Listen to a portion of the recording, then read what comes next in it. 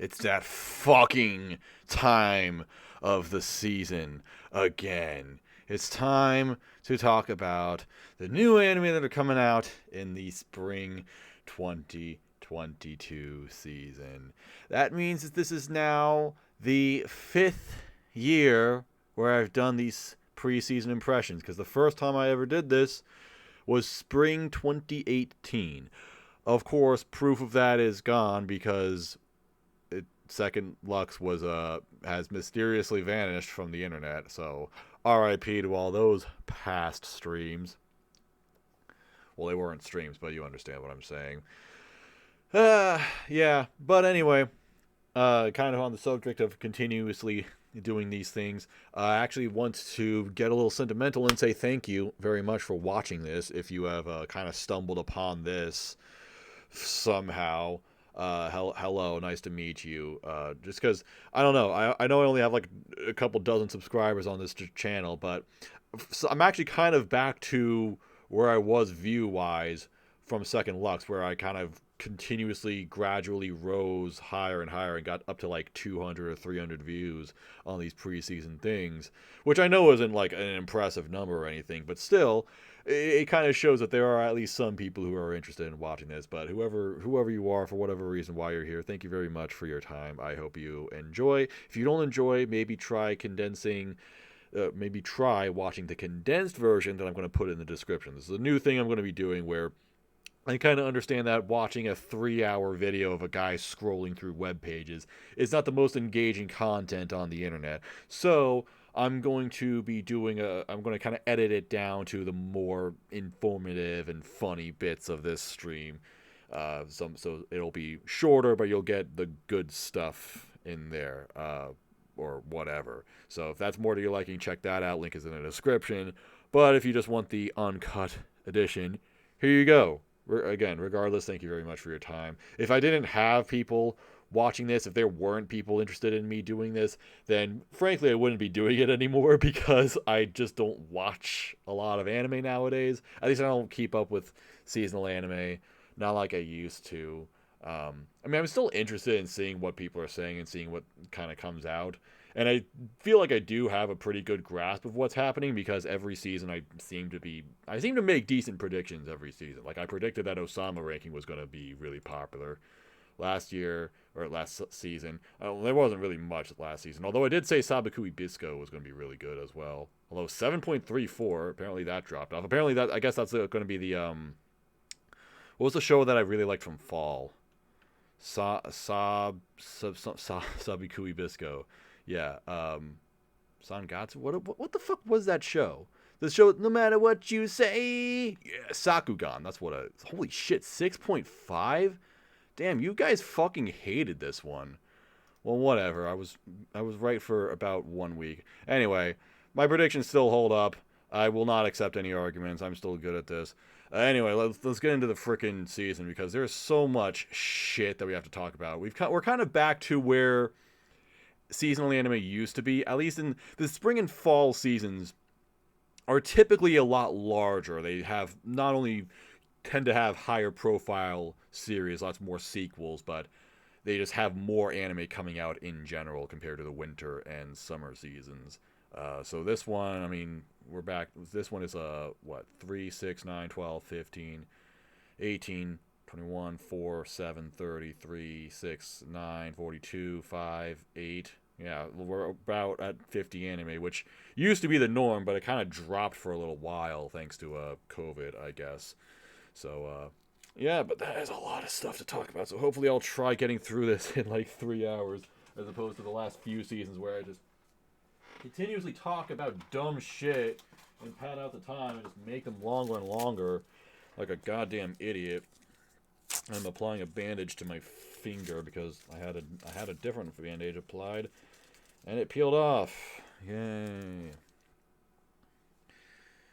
And I can already tell by this top line or so that, yeah, we've got some big stuff coming out this season. So I'm pretty sure this will at least be better than last season, which seemed to be pretty doo-doo, honestly, because he basically had Bisque Doll and then, like, nothing else. Also, who the hell is giving me notifications? Many may disagree with you, but personally, I like your reviews a lot, especially Happy Sugar Live. Thank you. Thank you. You know who doesn't like my reviews? My anime list mods. The Handshakers review got deleted. RIP. Pour one out. F's in chat for the Handshakers review. 2017 to 2022, it has been deleted. They removed it because there's a massive bitch pussy who was reporting my reviews. I know who it is too. I know exactly who it is. It's not something I should know, but I do know who it is. So I just want to say, if that person's watching, I don't know why they would be, but if they're watching, that's not just a bitch move. That is a giga bitch move. You are a big bitch for doing that. That is some. Imagine getting on the internet and being like, it breaks my animated review. Oh, it breaks the review. Like, fuck off, man. Whatever. And I say reviews plural because they tried taking down the big order review as well, but I wouldn't let them. Ha ha. So get owned, nerd. Whatever. I don't even fucking care all that much. Handshaker's review wasn't even that funny, so. Alright, speaking of things that are not very funny, the Shield Hero has a season 2 coming out this season. And not only that, if you thought that was, if you're not excited for that, there's also a season 3 coming out, which, okay, so they have confirmed this. I didn't know this earlier, but they have confirmed this is going to be 13 episodes. I'm going to assume that this is going to be a split core. Although maybe not. Because this is interesting. This is actually pretty unusual for an anime. This got season 2 and season 3 announced at the same time. Like, they immediately, well, not immediately. A few months after the first season ended, I said immediately again. They announced that it was going to get a season 2 and a season 3. It's a little bit strange that they would announce 2 seasons at the same time. You really don't see that with anime all that often. But I guess it makes sense that it's going to be, if they're kind of going for a split core format where, they're going to have a 13 episode season now and then take the summer off and come back in the fall for another 12, 13 episodes. Or maybe it won't necessarily be that release date, but I would imagine, I'm going to assume season 3 will drop within the next 12 months. I think that's a pretty safe bet. Or who knows, maybe they're not doing it. I don't know. I just think they would do that because, the first season was 25 episodes. So the fact that they're splitting these seasons up into single core seasons, I just feel like there's going to be a shorter waiting period between these seasons. That's kind of in the future, though. I also believe this was supposed to. I don't think this was ever outright stated, but I think that they intended for this to be out in like 2021, maybe even earlier than that. But COVID pushed things back. Understandably, so I'm certainly not in a hurry to get more Shield Hero because I don't like this series very much. Although I have my brother-in-law thinks that I do really like it. I think because he likes it, he watches it, and I told him, like, when season 2 and 3 got announced, I told him about it. I'm like, oh hey, they're making season 2 and 3 of Shield Hero, and he's like, oh cool, and he just like keeps constantly asking me. He's like, hey Lutz, when is season 2 coming out? When's Shield Hero coming back? When's Shield Hero like all the time? And I was like, I don't know, dude. I don't make the freaking animes. I just feel like he keeps asking me that because he assumes that I'm like super up to date and really watchful of when Shield Hero comes out, as if I really like it, and I'm just like, no, I told you that because you like it, dude. That's fine. I don't really mind that much. The ED is by Chiai Fujikawa. This looks like a knockoff. This is like if someone made a parody anime of Kaguya-sama, and this was the stand-in for Chika. It's not Chika Fujiwara, it's Chiai Fujikawa. I look, I don't mean to disrespect a very real person that exists. I just think that it's funny to seeing that similarity. I don't remember any of the EDs they've done, though. I don't remember the EDs for Shield Hero at all. The OPs for Shield Hero suck ass. Just really bad rap rock. There's also, it was the first or second OP that completely rips off the second Guilty Crown OP. It has that same exact, the way it starts the exact same way. It's like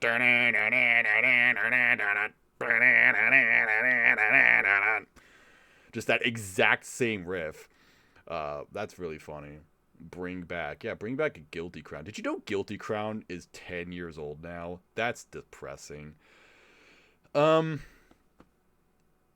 Anyway, more thoughts about Shield Hero. I don't know. It's a mediocre series. I'm gonna be honest. I watched it back in 2020 or so. Like, I binge watched it, and I actually watched the first few episodes when it came out, obviously. But then I didn't finish it until much later. And I remember thinking that it was gonna be like really, really shitty. Like, I was gonna really hate it, and I didn't. It does. I don't like it. I don't think this is a good series, but it's kind of like, I don't know. It's not like, I don't know. Remember, like, when people would be really mad about Sword Art Online when it was really popular to hate on Sword Art Online. Everyone would just dogpile shit on it. I kind of thought I was gonna have that same effect where I'm just like gonna constantly like nitpick everything and be like, oh, this part sucks, this part sucks, this part sucks, this part sucks, this part sucks. And I didn't really do that because actually there are some kind of cool things I like about Shield Hero. I like this concept of basically being this anti-hero, someone who's like, he's like persecuted by his society, and he has this weapon that's kind of like cursed. There's something wrong with it or something. It's not supposed to. It's like the weakest weapon out of the 4 legendary heroes or something. It's like it's a unique take on what a lot of isekai are doing, which is kind of like a classic RPG style fantasy. Because Shield Hero is about getting isekai into this fantasy world, and there are these 4 chosen heroes and stuff like that, blah blah blah blah blah. But the Shield Hero is like the bad guy or something. He's the evil hero. But the thing is, the conflict just exists from people being really fucking stupid. That's the thing. It just involves people being total dickheads for no reason. Like the one bitch lady that everyone hates. This bitch, whose name literally becomes bitch at some point in this series, which is kind of funny. Like, I understand she's not supposed to be likable. I'm not supposed to appreciate her, but she's not she's not like a bad. She's not like an enjoyably villainous character. She's just stupid. She just does things for no reason other than fuck the Shield Hero. You fuck this guy, and it's like, all right. This doesn't benefit you in any way whatsoever. Like, there was, I think, one episode where she like burns down an entire forest. Like she orders a bunch of people to burn down this forest and be like, it's because, no, we have to do this because the Shield Hero did it, and we'll just blame it all on the Shield Hero. And it's like, that makes no sense. No, it's dumb. Yeah. I don't know. Also, Raphtalia sucks. This character sucks. I see a bunch of people waifuing her. The thing is, she has no personality whatsoever. Her personality is just that she's a waifu. She's just a strong woman, although she gets her ass kicked in fights, so the now Fumi has to save her a lot. So that's cool. But then she just unconditionally loves the main character, so yay, yippee, good for you. She's just the waifu character. She's just like, oh, so nice, wish she could be my girlfriend, that kind of thing. Although I do like how she was introduced into the series, where she was this sort of captured slave or something, and the slave dealer was like, oh yeah, this girl, she's worthless, she sucks, she's diseased and has brain damage. I'm like, yeah, you guys would waifu this character. No wonder why she's so popular. Her design fucking sucks, though. Her design, look, this is, no one needs this much hair. All right, take it from the hair guy. Take it from me. No one needs that much hair. This is a lot of hair. And I think if I had more hair than this, I would kill myself. Although I would kill myself for a lot of reasons, TBH. But that's beside the point. Why does she? What is with these? All right, get rid of one pair of these side swipe bang things, and then get rid of these long tassels or whatever. No, we don't need this much going on in the front. It makes no sense. It looks ridiculous. How does she even have this much hair? Like, how does that even work? I don't get it. It just doesn't even look practical. It's very strange. I don't like it. I don't appreciate it. She's not good. I don't like her. Stop. She's not good. Your waifu is trash. Other than that, I don't know. Will I watch season 2 of Shield Hero? That's kind of the big question. I mean, it's going to be popular. I don't know if it's going to be as good or better than season 1. I guess you would like to assume.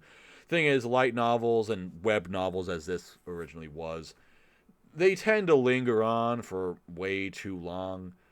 I know that there is still some kind of ongoing plot with, like, there's like an end of the world plot happening or something. I think this story is kind of modeled after Final Fantasy, like the original Final Fantasy. I could be wrong, though. I mean, a lot of things are modeled after the original Final Fantasy, just like Dragon Quest. It's not uncommon or anything. It's an isekai, after all. I'm kind of trying to remember, like, what happens at the end of the season and kind of like where it's going. Yeah, I think they're like preparing for this big apocalyptic setting, or not setting, but scenario or something. I don't know. But that's kind of the whole point of this series, that these 4 heroes have to save the world from doomsday or something. And also, I think there's a thing where there are other characters that got isekai'd into the world, and they're kind of like working against these main 4, or is it 5 characters? I forgot. The 5 isekai heroes or whatever. It doesn't matter. Which is kind of interesting. Maybe they'll do something with that. That would be kind of cool, I guess. Maybe. I don't know. But I don't know. I'm just kind of wondering if it's going to be as good or better than season 2. I don't know. I also wonder how relevant this is going to be, because season 1 was pretty controversial. And I think by now people have kind of, I don't know, maybe it's just the communities that I've been a part of, but no one really talks about Shield Hero anymore. It's not really it's popular, of course, but I don't know. It doesn't seem to have had much of a lingering impression on the community. It's just kind of like a thing that happened a few years ago, and yeah, I don't know. I mean, 3 years is a bit of a long time to wait for something, but. So maybe people forgot about it. Maybe people won't care as much. It is the most popular show of the season so far. Although that's definitely going to change. It's not going to remain the most popular show forever. I don't know. I'm just kind of thinking out loud, I guess. I'm just kind of wondering. So I'm sure it'll still be popular, and I don't know. Maybe it'll be fine. And then season 3 will come out soon, I think. I would like to think. Also, who's this DR Movie Studio? They've made the L-Sword anime. I don't even know what the hell this is. This looks like a shitty video game. Also, is it Korean or something? No idea what this is. So yeah, this studio is alongside the production with Kinema Citrus. Very random studio attached to this, along with Kinema Citrus. Which I don't mind. Kinema Citrus should be doing other stuff. They have better things to be doing, like Made in Abyss Season 2. Whatever. Is Kevin Penkin back to do the music? He should be. That was probably like the one kind of good thing about. Yeah, he is. He's credited. So there we go. Cool. Is this City of the Scorching Sun? Wait, this is coming out this year?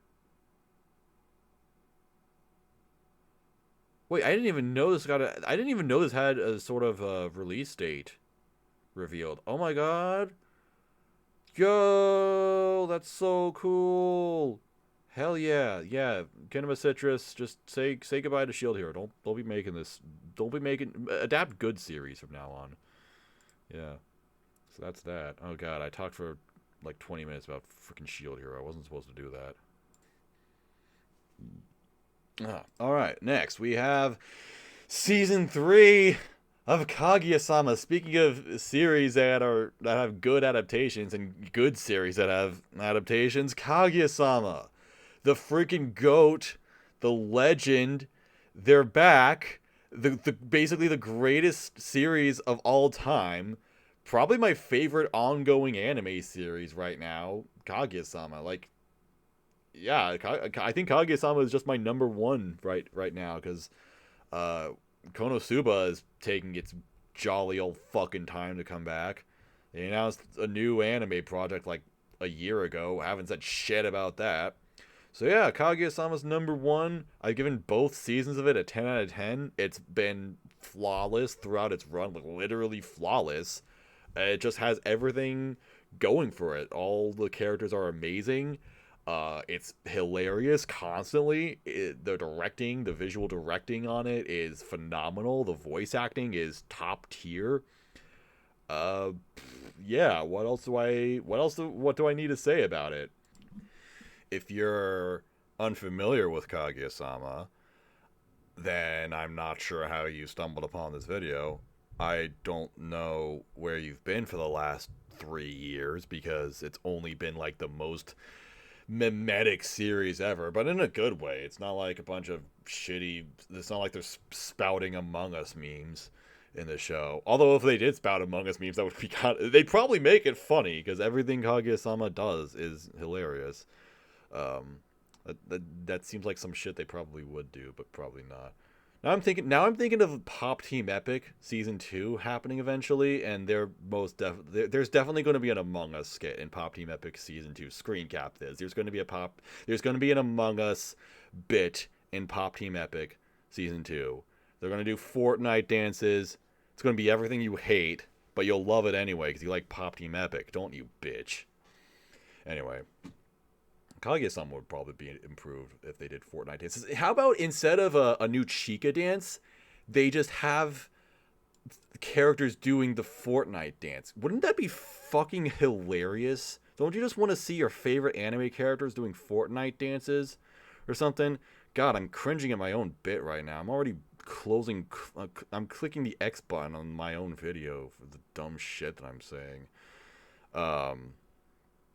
Yeah, I don't know. It is one of the greatest mysteries of all time. Why in the world does the Chica dance exist? The greatest ED that has ever been created. The Chica dance is literally my favorite ED in anime because everything about it is just amazing. I also love Chica. She's just the greatest. Chica's my girl. Like she just is. She is my girl.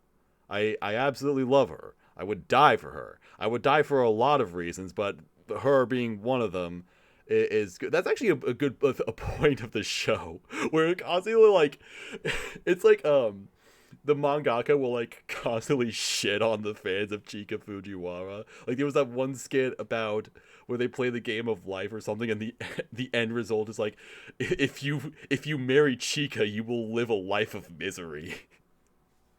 Or something like that, because she's just such a chaotic and weird character, but that's exactly why I adore her. But all the characters are so great. Kaguya is wonderful. The relationship with her and Miyuki is brilliant. It's absolutely wonderful, and it's a wonderful take on this sort of genre that exists of character is or does thing, as I kind of call it. Things like Takagi-san, Uzaki-chan, things like that. It's kind of like reiterating the same punchline of like Kaguya and Miyuki messing with each other and trying to get them to do something, but then it just doesn't go the way they want. But the way they constantly find new ways to make this funny and actually engaging, it doesn't feel like it's ever repeating itself, and that's really, really great. They slowly add new characters to the mix as well. Last season we had the introduction of Ino, who was a really great addition to the student council, which makes me wonder what are they going to do with season 3? How does a series that has already been going on for so long continue to stay fresh, continue to find new ideas without getting boring? Like, how are they going to at least maintain this quality? Because it's like they set such a high bar for themselves. It's like at some point they have to fall off, right? Unless it just ends, but it's not ending, so it has to fall off at some point, right? Maybe, because apparently people don't like what's going on in the manga right now. But then that happens for like every manga ever, where, I don't know, an arc happens and people are like, oh, it sucks now. Whatever.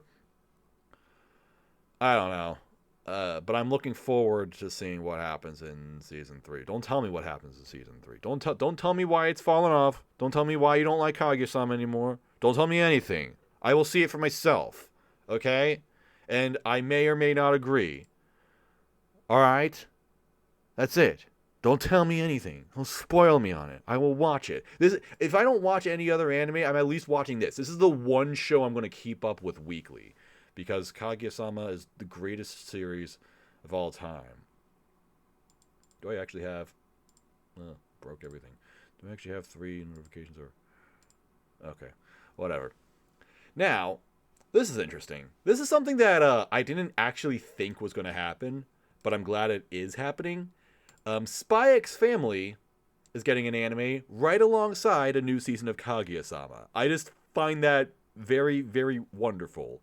Because Spy X Family, I kind of would refer to this as Kaguya alternative. It's very, very similar to Kaguya-sama, but just also...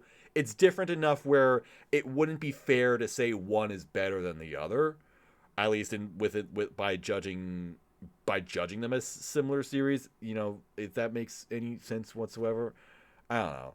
I feel like they have a very similar appeal, where it's these characters who are kind of like, they're not like messing with each other, but they're hiding things from each other, I guess. Because what this is about is, it's like these two secret agent, super secret service members or assassins or whatever.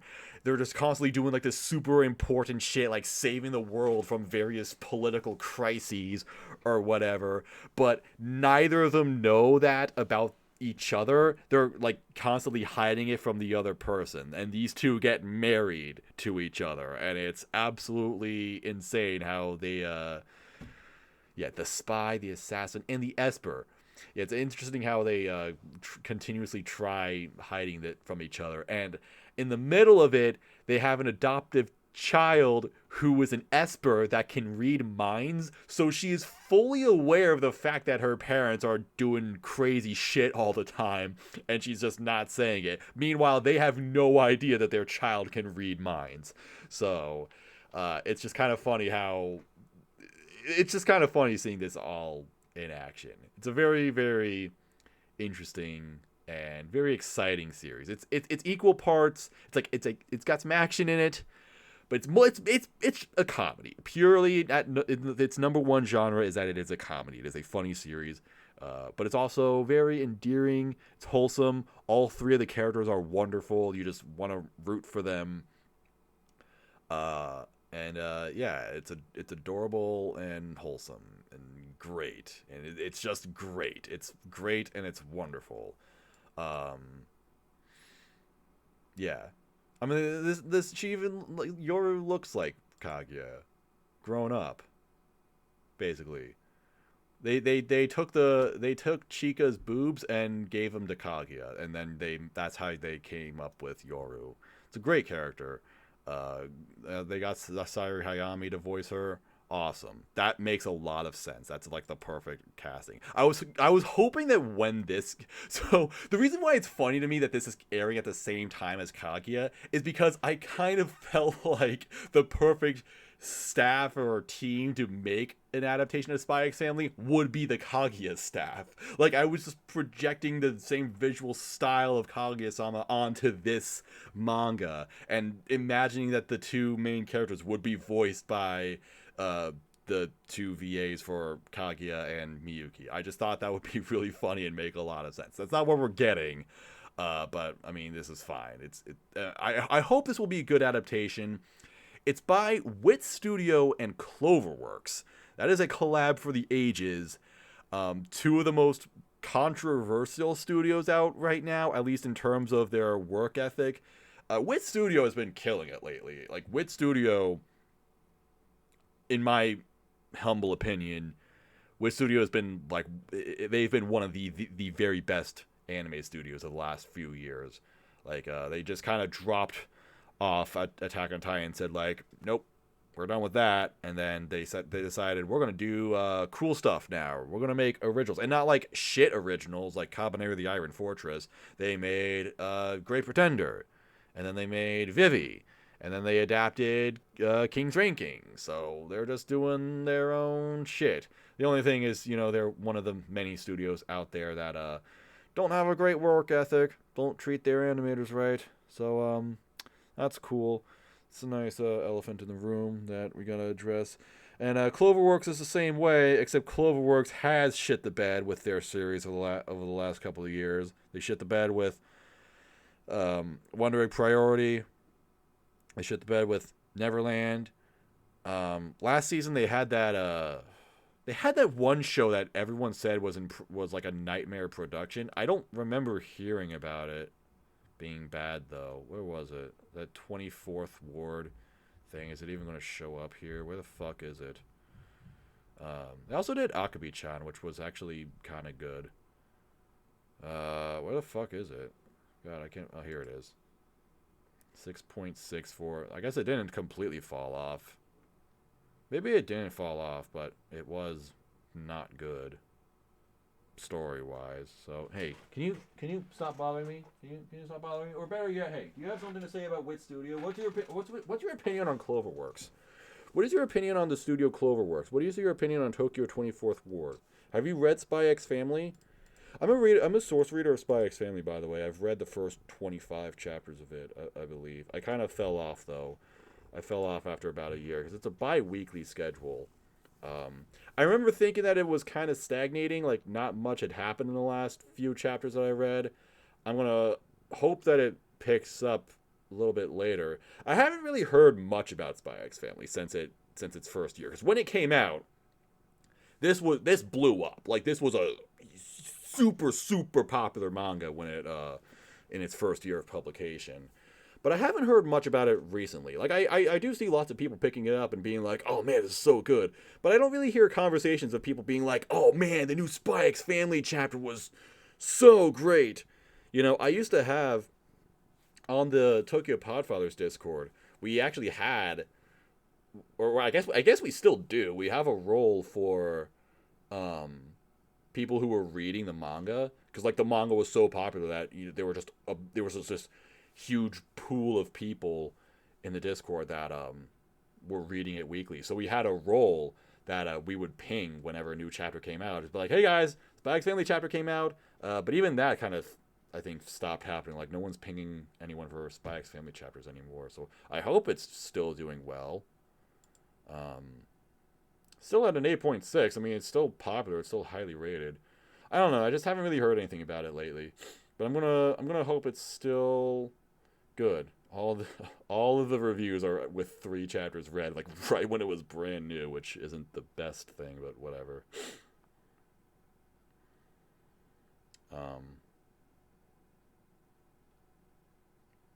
But yeah, I'm sure. I'm not trying to say Spy X Family is bad or anything. I'm just saying.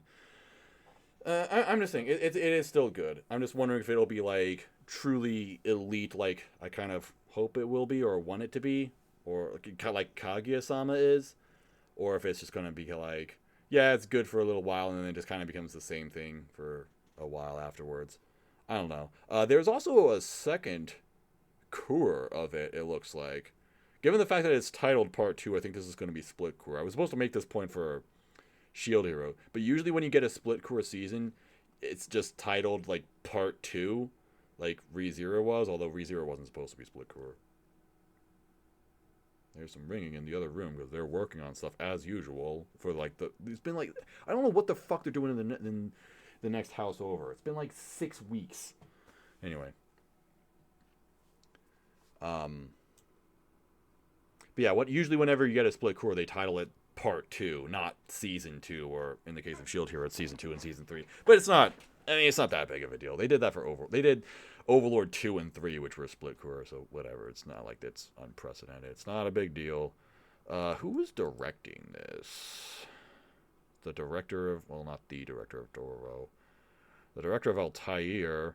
This is a bad show that was really boring, and I dropped after 1 episode because it sucked. And it was like the OG. He's kind of an OG director. But, alright.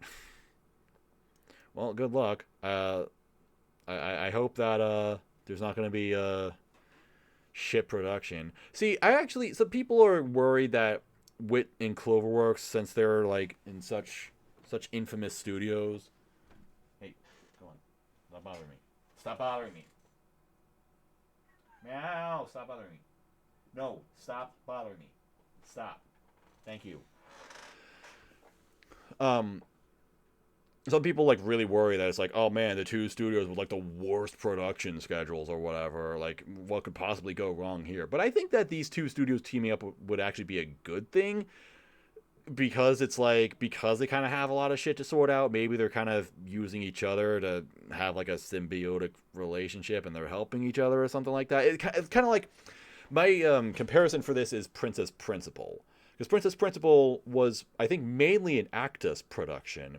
Actus is a studio that does Girls in Panzer mostly. And they've tried getting other series off the ground since Girls in Panzer, but for some reason or another, they would just have such nightmare production schedules. They would just be so far behind that they would have to take the show off the air. I think they did this multiple times, where they would have a brand new seasonal anime, and then like 3 weeks in, it's like, the rest of the run is canceled, and it said it's going to delay it to next season because it was just so fucked up. And they just did this over and over again. And it's like, all right, dude, like you can't keep doing that. So then they did Princess Principal, where they brought on another studio to, I guess, help them get their shit together. And that seemed to work out fine. I'm kind of hoping that's the case with Wit and Cloverworks for this, because Spy X Family deserves to have a really good adaptation, because it is a very, very highly anticipated adaptation. It's a very, very popular manga. I mean, this was one of those manga that's so popular that no one doubted it was ever going to get an adaptation. It was just a matter of when. So, yeah, because I've seen some people try to post. I've seen lots of people post fake announcements of like, "Oh, Spy X Family anime confirmed," and like, no, it's not confirmed, but it will happen. You're not a fucking genius for saying this anime is going to get an adaptation. Like, I had a joke a while back when Ayakashi Triangle started in Shonen Jump, the manga. I'm just like, yeah, this is going to get an adaptation in 2 years, and that'll be really funny. And guess what? It got an adaptation. It's been 2 years, and there is an adaptation on the way. But it's like, it's a Shonen Jump property. I'm not fucking smart for predicting this. That's just how they adapt it. A new Shonen Jump manga comes out. It gets popular, so in 2, maybe 3 years, it will get an anime adaptation. That's what they do for all of them.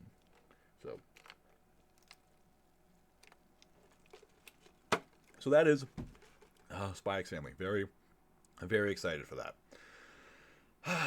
All right. Also funny that this is airing in the same season as Kaguya-sama. It's like we get Kaguya-sama, and then we get Kaguya Alternative in Spy X Family, and then this isn't Kaguya-sama, but it's the voice of Kaguya, Koga Aoi, who does the voice of Komi-san, which now has a second cour, a second part.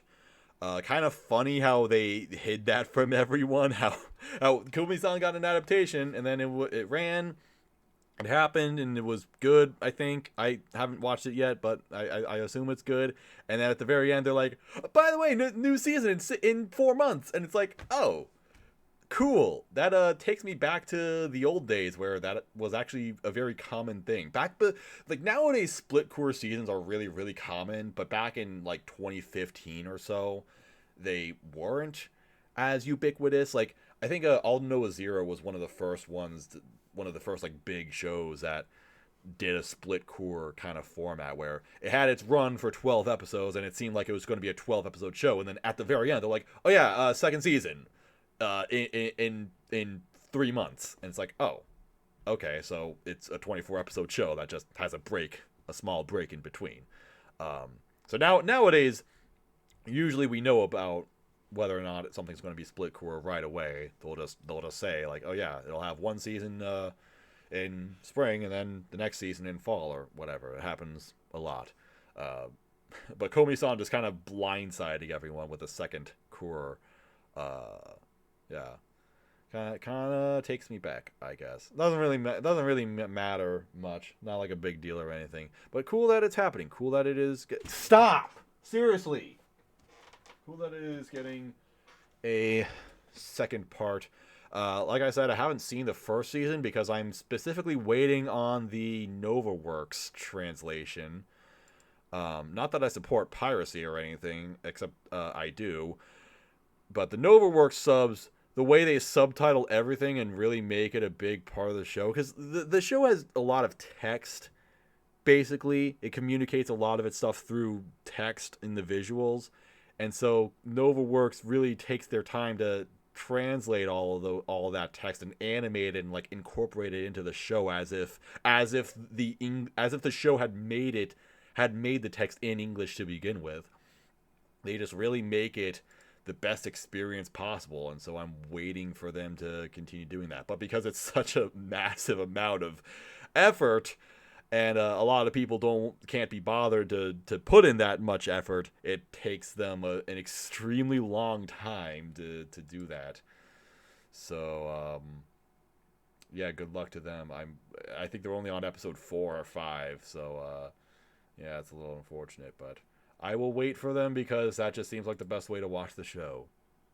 So, yeah. I don't know if I'm really missing out a whole bunch on Komi-san, though, because, I don't know. This was an adaptation that came out, and it sort of happened. I remember people were really popping off about the first couple episodes, including me. I loved the first episode so much, but it kind of like, after that first episode, I didn't really hear anything about it.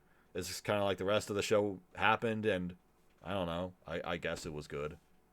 But, I mean, no one really complained about it, but I didn't really hear people be like, "Oh man, yeah, Komi really lives up to the hype," or whatever. Not to say it's a disappointment, but I mean, it is a super, super popular manga. But also kind of like Spy X Family, I don't hear too much about it. I don't hear people going like, "Oh man, the new chapter was so great." So maybe that's the thing. I don't know. Not a big deal though. Don't take my word for it on this. I'm sure it's fine. I'm sure it's good. I'm sure part 2 is going to be great as well. Yeah, I just checked. NovaWorks released Komi-san episode 4 in February. So yeah, at least I have 3 episodes to watch. So yeah, I'll see you at the end of season 2 in like 5 years. Anyway, moving right along. Data Live 4. I know nothing about Data Live. It's got a 4th season. Is it even that popular? I didn't realize Data Live was that popular. It's the 5th most popular show this season. I know it's a preseason impression, and this chart is going to look a lot different in a week when these things start airing, but still. Well, enjoy the 5 minutes of glory, Data Live. Congratulations. I don't know. I mean, I guess it is popular if it has 4 seasons. The only thing I know about it is that this character is just this is a Mazcore design. This girl looks awesome. Like, yeah. The sort of a heterochromatic goth girl. She kind of has a Chunibyo vibe. I mean, you can't have heterochromia and an eye patch if you're not a massive fucking Chunibyo. I don't know like what she is. She's called Nightmare Worst Spirit. Maybe she actually is some kind of supernatural weirdo. She does have a clock in her eye, which is awesome. That's an awesome detail. I love that. Maybe she is like, maybe there is something weird about her. I don't know. I have no idea what this series is about. I know literally nothing about this. Wait. Hobbies: killing people. Likes: weaponry, sweets, kitties. Dislikes: humans. Oh, yeah, this is a great character. Hang on. I gotta get in on this Data Live show. This looks fucking awesome. This is definitely the best character in this series. I don't know why she's not the main character. She's listed as supporting. The fuck are they doing? The fuck are they doing not making her the main character? She seems like she's by far the best. Anyway. Hobbies: killing people. It's just so funny. Damn, just like me, for real. Yeah, I kill people in my spare time. That's why I have time to look at my anime list charts. Also, Mayuri Judgment. Mayuri Shina? What? Are you telling me shit that this madame that my waifu is gonna cast judgment or something? Where is her ornament thing? Oh shit. Where the fuck did it go? Oh god, the thing fell off. It fell off again.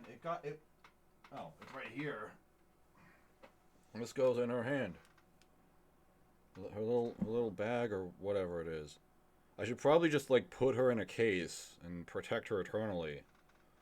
Because, you know, that's what we're supposed to do. It just fell off again. It just fell out of her hand again. It literally fell off plus ratio. Fuck. This is a waste of time. Whatever.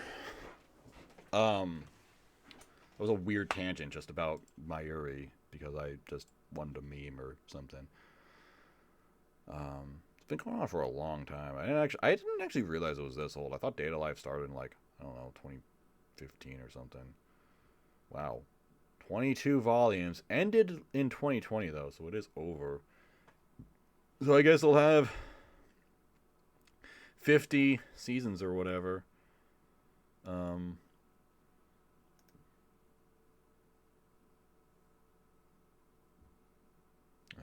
I just heard something weird. Sorry, you probably didn't hear it. Data Live, date to date. You know something I'm kind of noticing? Every season of this show has a different studio attached to it. Why is that? AIC++? Don't even know who the fuck that is. And then Production IMS in Season 2. And the movie. And then JC Staff for Season 3. And now Geek Toys. That's probably not a... I mean, maybe it's a stylistic shift. But given the fact that these studios, like, maybe progressively get worse, like, Geek Toys is a fucking garbage studio. So I don't think it's good that they're adapting this new season. They did fucking Plunderer. Some dog shit and rewrited bullshit ass shows. So I don't know. Good luck, Data Live fans. Wait, this is a mecha anime? What? It's a mecha? What do they do in this series? What is this about? More than 100 million people fell victim to an unprecedented disaster that came to be known as the coronavirus. Anyway, whatever. Data Life Season 4. I'm not watching it right now, but I probably will because that character seems based as fuck. Definitely Maz core vibes from that. Alright, Kawaii dake janai Shikimori-san. Shikimori's not just a cutie. I've heard of this title. I don't really know what this show is, though. This visual does not look very good. It's very weird. Oh, whoa, what is this? What is this? Revolutionary Girl Utena? Is that what this is? She looks exactly like Utena. She looks very serious. I guess that's okay. So that's why it's called She's Not Just a Cutie. She's actually a meanie head or something. I don't know. Is this gonna be like a Nagatoro-san, where she's like, see, she's nice on the outside, but actually she's a bully on the inside? Maybe. I don't know. What do you mean she's not just cute? Shikimori seems like the perfect girlfriend. Cute, fun to be around, sweet when she wants to be, but she has a cool dark side that comes out under the right circumstances, and her boyfriend Izumi loves to be around when that happens. What does that mean? Is he a masochist? Maybe this is Nagatoro-san. I think that's what Nagatoro-san is about. It's cool that they're actually dating, though. It's cool that they are in an actual relationship. So that's already better than like Takagi-san and Nagatoro, where it's like the girl teases the guy, but the guy's just like, no, stop. But secretly he likes her. No, they're just dating. Good for them. I'm happy for them. Michon. Is that how Michon? Is that how you say this name? It's a very unusual name. Michon. It seems like a nickname more than an actual character's name. Hey, you know what? It's funny that this comes out in the same season of Kaguya-sama because you have a character with pink hair and blue eyes. Wow, what an unusual combination. His name's Yu, just like Yu Ishigami. Wow, every show is Kaguya-sama this season. That's so cool. I'm going to watch all these anime because I love Kaguya-sama that much. Is it Shuichiro Umeda? Isn't this the guy who voices... No, I was... Okay. I don't know. I'm not even going to finish the thought that I interrupted. I'm not going to tell you what I was thinking because it's embarrassing. Kamiya. Why does she kind of look like a Fate character? Why does she look like she's from Fate Zero? Am I wrong? Am I going crazy for thinking that she kind of looks like a Fate Zero character? She looks like a Type Moon character. She looks subtly weird. There's something about this face. Also, is it just me, or does every single one of these slice of life rom-coms have to have a side character who has short blonde hair? Am I weird for thinking that? Kaguya-sama doesn't have that. Oh, never mind. No, wait. Would you describe Ai Hayasaka's hair as short? Does this character have short hair? Wait, Miyuki is a short blonde girl. Yeah, so I'm right. I'm totally right. Anyway. Nekozaki Kyo. Okay. Not much to... Okay, this is a much longer synopsis. Popular manga, pretty popular. I have no idea what this publication is. Magazine Pocket? Oh, it's the same publication as Nagatoro-san. There we go. Keigo Maki. Yeah, alright. Hey, nice Chloe profile picture. Fuck yeah, wow, Pog. LMAO, I hate anime. Yeah, same, bro. This guy seems based. Anyway, Izumi is a high school student whose life is filled with misfortune. Ever since he was young, he would always return home with injuries. He has glass skin and paper bones. He cries himself to sleep every night from the pain and agony. Due to his unlucky disposition, his days are full of nothing but unfortunate events. That is until he started dating Shikimori. One could describe Shikimori as the perfect girlfriend. Cute, adorable, and unbelievably in love with Izumi. However, she is occasionally not so charming. Instead, she becomes the coolest girlfriend in the scariest way possible. Wait, does she become a yandere? Is this what this is? Oh my god, if this is a yandere story, then I am so down for that. Because, I mean, guys, imagine if you made a yandere story, but the main character had pink hair. Dude, that would be so freaking sick. That would be amazing. That's an amazing idea. Her demanding presence and earnest concern for Izumi's well-being never ceases to take his breath away. With the cute yet cool Shikimori now by Izumi's side, his luckless days are over, bringing a life full of happiness and warmth. Okay, so it's not going to be a teasing show. I guess it's going to be a wholesome romance. Cool, I'm down for that. I'm just kind of wondering. Here's the thing. I have to put some doubt into my head. How are they going to make this, like, how does a series go on for a long time, basically? How do they keep it interesting? How am I going to... I'm sure this will be really good. Like, this seems to me like... it will be really good for 1 or 2 episodes because, you know, we get into these characters and this concept and it's like, oh yeah, awesome. But they don't really go anywhere with it over the course of the full season. So it just kind of stagnates over time. And then by the end of it, you're like, yeah, that was a good 6 or 7 out of 10 seasonal. But nothing like super inspiring. Maybe you can still get behind, you know, the characters or whatever. I'm sure it'll be a positive memory to have. It's just not going to be like an amazing show. Which I guess there's nothing necessarily wrong with that. I'm just kind of being like, I don't know. I guess I'm being an asshole is what I'm being. That's what I'm being. I'm being a total piece of shit. I'm ruining your fun. I'm telling you Shikimori's not just a good anime. Or something like that. I don't know. But also, what I described is like every single Doga Kobo show in existence. Like every Doga Kobo anime could like starts off really strong, and then over time it's just like, yeah, that was a show, I guess. Sometimes in good ways, sometimes in not so good ways. You could be like seeing Yesterday for me, which just like dive bombed at the end. But other stuff like, I don't know, like New Game is fine. Dumbbell was fine. That is a low ass. Wait, why is it so low? Wasn't this like a 7.6 when it ended? Why did it go so low? There's nothing really wrong with it. Maybe my anime scores have just gotten drastically lower over the last couple of years. I mean, they do get gradually lower over time, but still. Sheesh. It deserves to be higher than fucking Tada-kun, a show that just did nothing over its runtime. Yeah, I mean, I don't know. Doga Kobo just makes pretty, alright shows.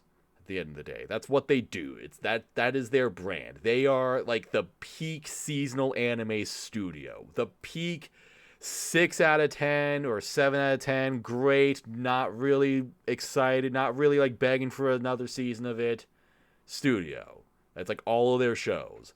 They look very pretty, they are well animated, they do a good job making their shows, making their stuff. Hopefully they're not an asshole studio that treats their workers like shit, maybe. I'd like to hope. Given the fact that they have a consistent quality, I'd like to hope. I don't know. They seem to, I don't know. I mean, again, they have such a consistent quality and a pretty high output. They have one show every season or so. I don't know, whatever. Maybe I'm being super ignorant about big hard facts that have come out. What the hell is this guy? Shohei Yamanaka? This is probably this must be a pseudonym or something, because how do you just become an assistant director without doing anything else? Also what the fuck? Well, the assistant director for Seeing Yesterday for me, great. And what was this? Oh, this show! Oh, this one was good. I didn't watch it at all, but I heard really good things about it. You know what? This is actually like the anti-Doga Kobo show, because this one was apparently really good all the way through. Anyway. I don't know. I'm sure it'll be fine. I'm sure it'll be fun. I'm going to watch a trailer real quick. I'll watch this. Yeah, that's loud. Okay, so you know what I was just saying about Doga Kobo making really high quality stuff? That does not apply for this series. I'm not gonna say that this series looks terrible or anything. But it definitely does not come with the usual amount of polish. Do I have desktop audio muted? Okay, good. This won't blast out your ears then.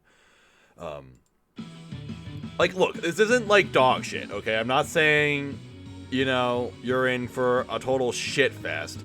But I am saying it looks kind of flat. It just doesn't have the same level of Doga Kobo polish that they usually put in. I guess they have some kind of like money shots, you know?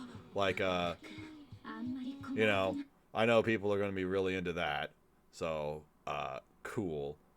I don't actually know if this character is necessarily going to be a yandere, but she definitely has these, like, cool, serious moments.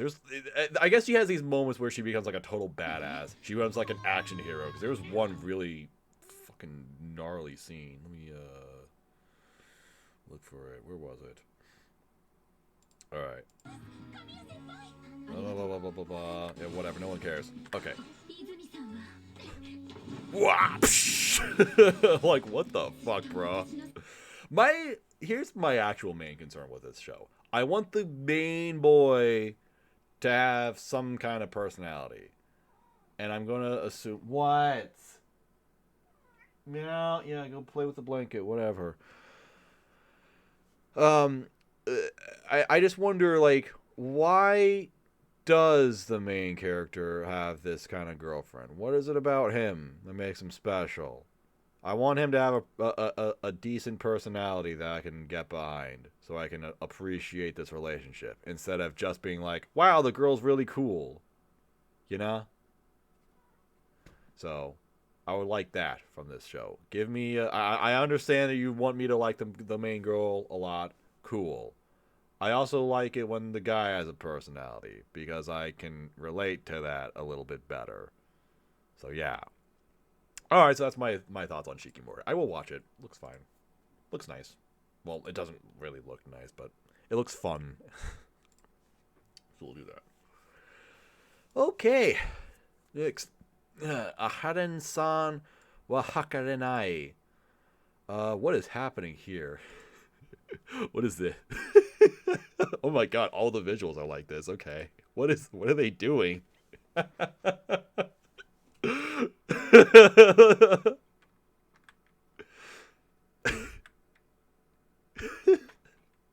I can tell this is going to be a really good series.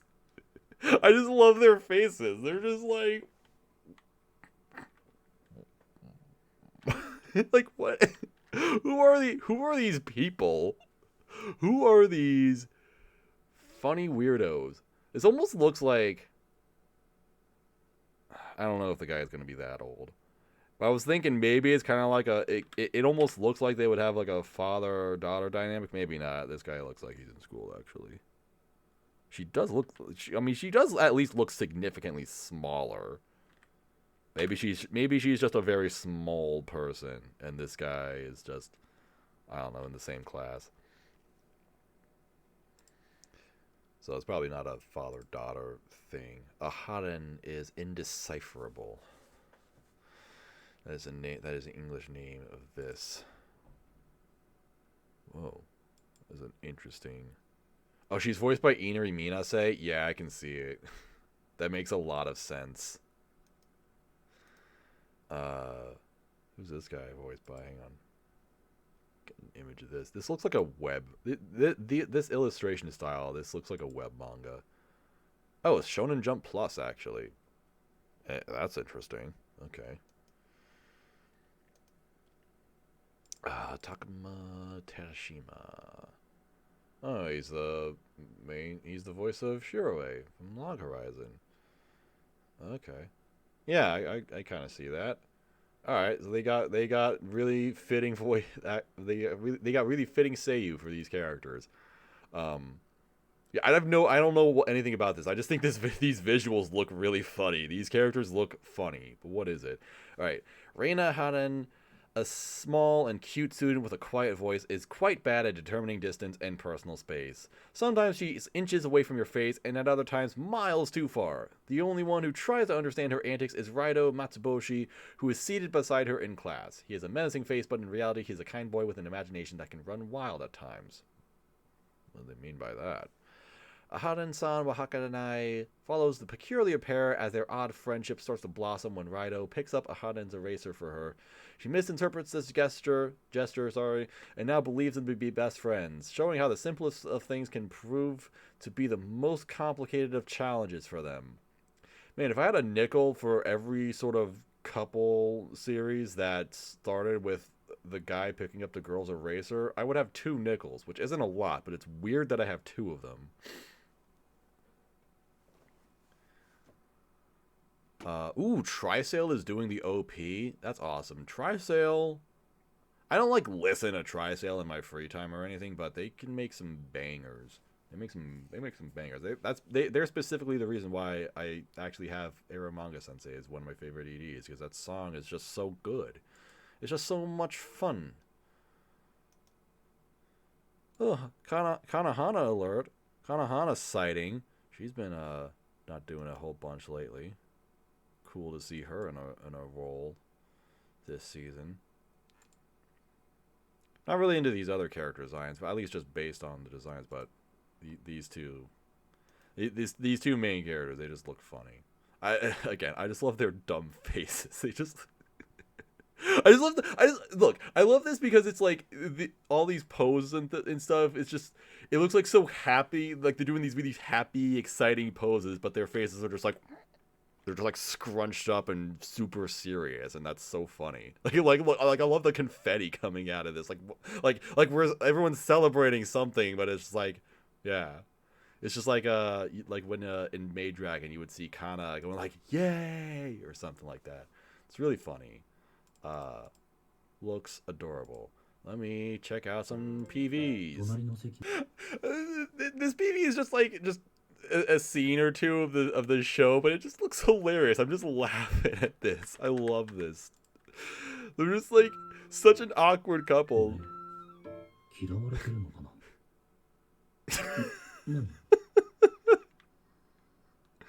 ASMR the anime. Looking forward to this, especially since the ASMR anime, the actual ASMR anime we got a couple seasons ago, the one that was like 3 minutes, that sucked ass.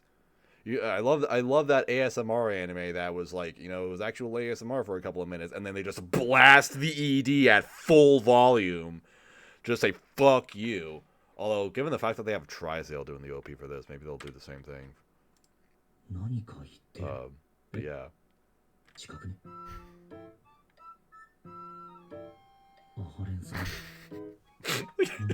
She's just so stupid. This looks really fun.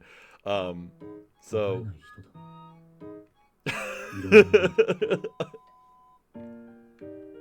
no, she dropped it. Oh, that's adorable. I love this. This looks really, really cute and fun. I'm definitely gonna watch this. I really, really like this. Yeah, awesome. Damn, you know what though? That's like the 5th show this season. Like every show this season so far has been one of the character is or does thing show. You got Aharen-san is indecipherable.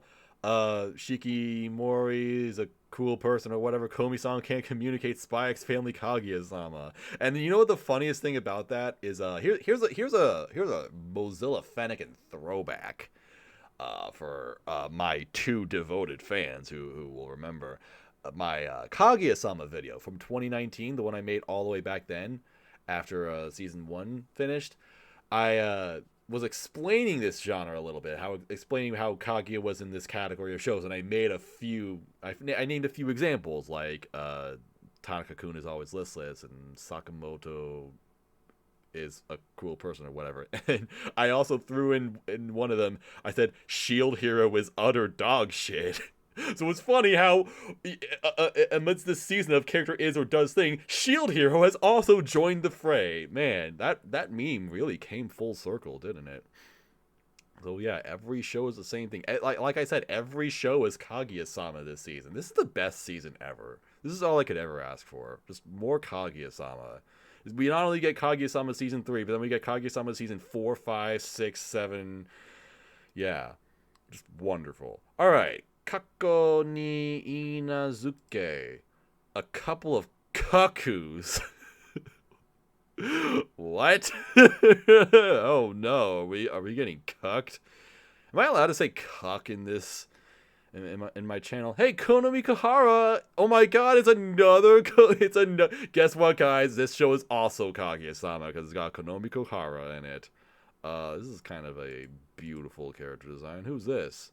What the fuck? Why does she look significantly different? Why does her hair look pink in the manga or novel illustration? What is this? It's a manga. It's a comedy, romance, harem. Okay, now I see that it's a harem. Yeah, you got the guy in the back, barely visible. It said you got the 3 beautiful ladies displayed prominently. Whoa, what is this? What is happening here? That is an interesting visual. What the heck? More smartphones. Okay. All right. Yeah, they really going for the smartphone appeal or whatever. Their faces actually look kind of weird. They have those like really detailed, like the kind of creepily detailed faces. Getting like Your Lie in April vibes from this, or that other show that mangaka did that got an adaptation like a year ago or so. The one that I would think it was about soccer. I don't know. Look at the character designs in the pictures. Their faces don't look bad.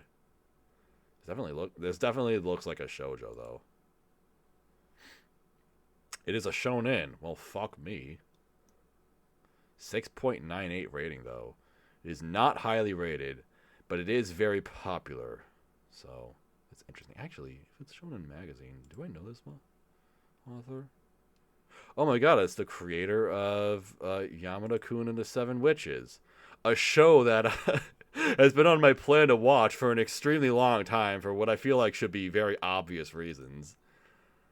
Okay. Cool.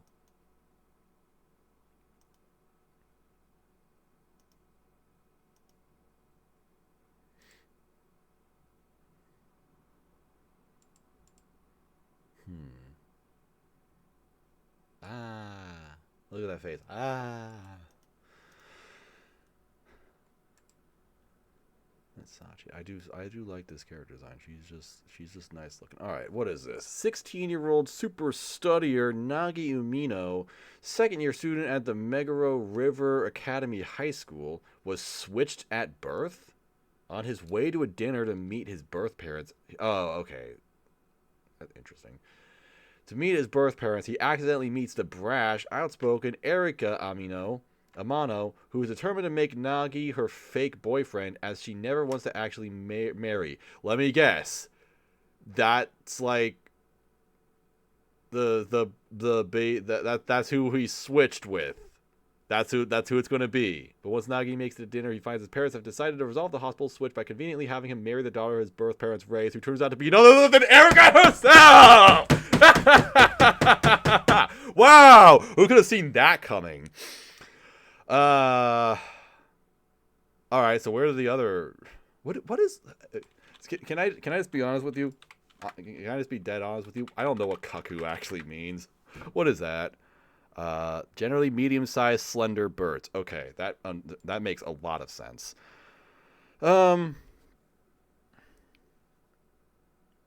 So I don't know. What where are we going with this? I have no idea. What is the appeal of this? Not entirely sure.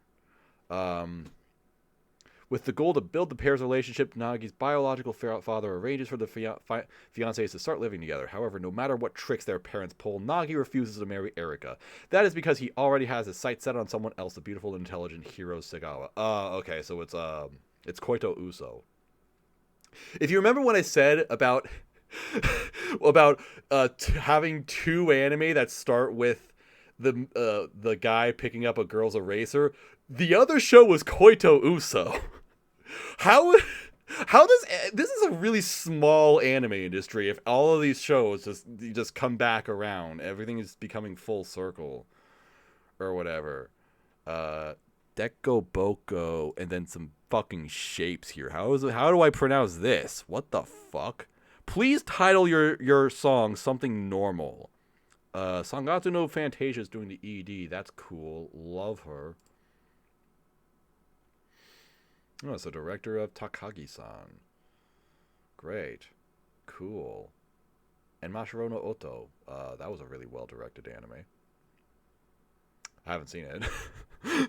I saw the first 2 episodes. Okay, so yeah, it's Koito Uso. Maybe it won't suck as much as... I mean, Koito Uso sucks, but it was funny. It was a funny kind of suck. I like that. I like that series. I enjoyed it. There's also a third character, isn't there? There's going to be a third person who's added to the mix. What does Umino Sachi have to do with anything? She's a sister of Umino Nagi. Oh, she's the main character's sister. Wait, so is he going to date his sister as well? Is she? I mean, this is labeled as a harem, and you've got three female characters here. Wait. So is the sister romantic interest as well? Oh my god, that'd be so funny. That would be absolutely horrible and disgusting, but it would be so fucking funny. I kind of want to see where this will go. I'm going to plan to watch this. I don't know if this is going to be good necessarily, but I will at least plan to watch it. I will watch a trailer, so pause. Oh yeah. It's not actually his sister because he was switched at birth, so those aren't his real parents. Therefore, it's not it's not his real sister. So of course she's a love interest. This shit is great.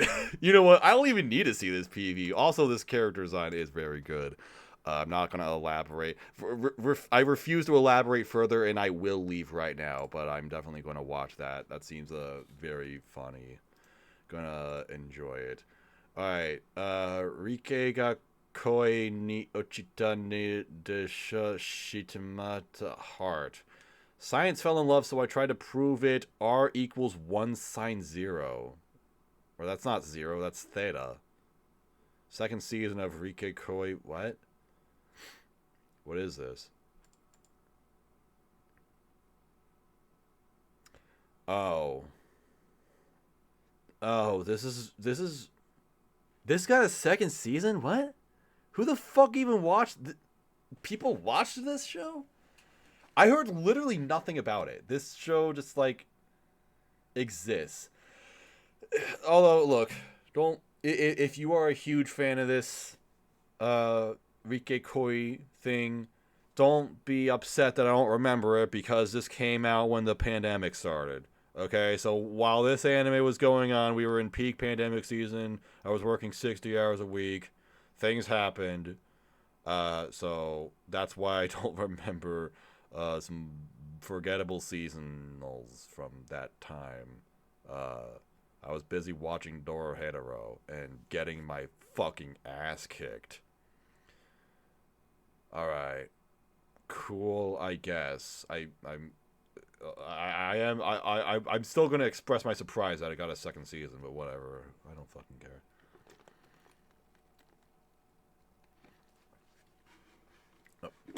Question though, where does the R equals 1 minus sine z theta come in? Like, what is this? What? why is that a subtitle or whatever? Wait.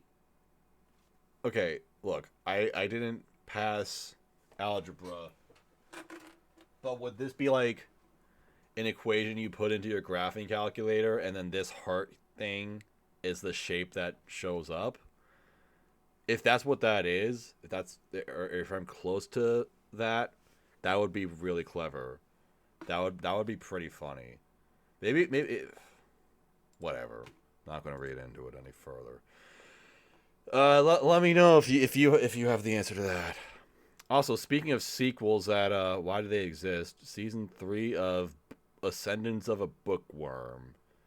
I only know about this series because they're not Jack and Cora anymore. The Spilling the Milk boys, they watched this, and it was really funny watching them react to it.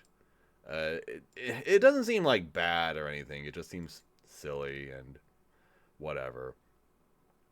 It doesn't seem very interesting, but I guess people like it because it's I guess it's just mildly fun or whatever. I don't know. I honestly cannot say that I care in the slightest, but it has a third season. Maybe Spilling the Milk will watch it. So there we go. That's going to be my exposure to it. All right, this looks like Overlord. What is this? Gaikotsu or Gaikotsu Kishi-sama Tadaima Isekai Odekakechuu. Skeleton Knight in Another World. Because we haven't had that before. Skeleton Knight going out to the parallel universe. That's the cinema. That's the literal translation, I suppose. A Japanese gamer who, after falling asleep playing an online game, finds himself trapped in his game avatar, seemingly transported to a different world. This is, guys, that's not even remotely different from Overlord. They just this is that meme of like, we have Overlord at home, and this is this. This is a significantly less cool looking version of the guy from Overlord. Look.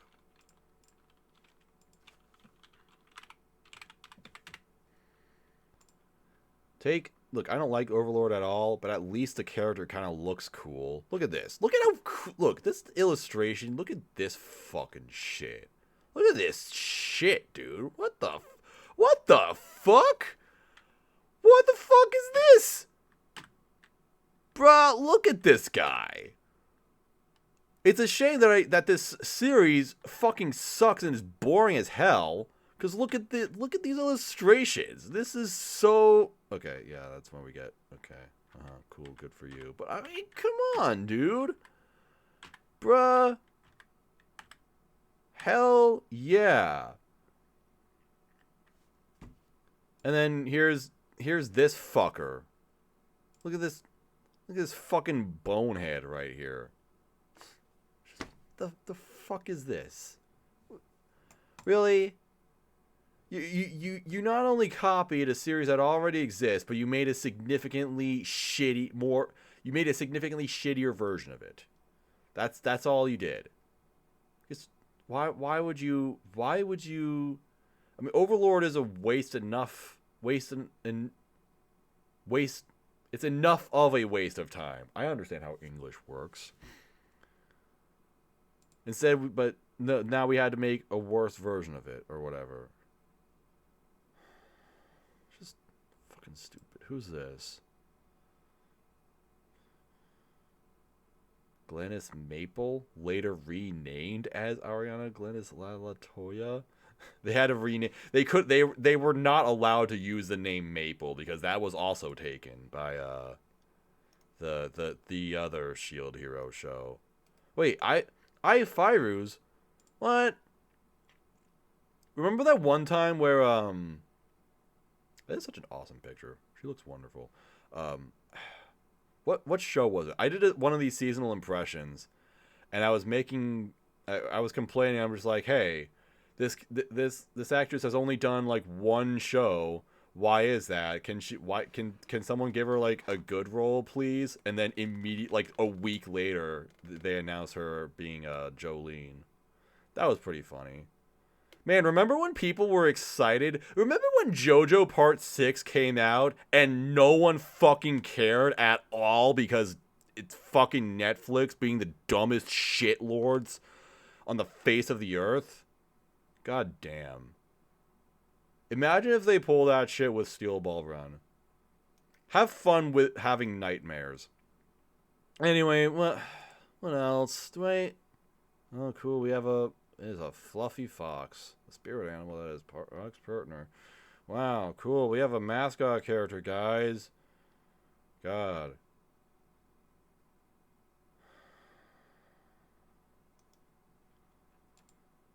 Oh, because we need characters with super long names. God, who the fuck? It's stuck with its frightening skeletal appearance. Yeah, this is real frightening, dude. Look at this man. Why?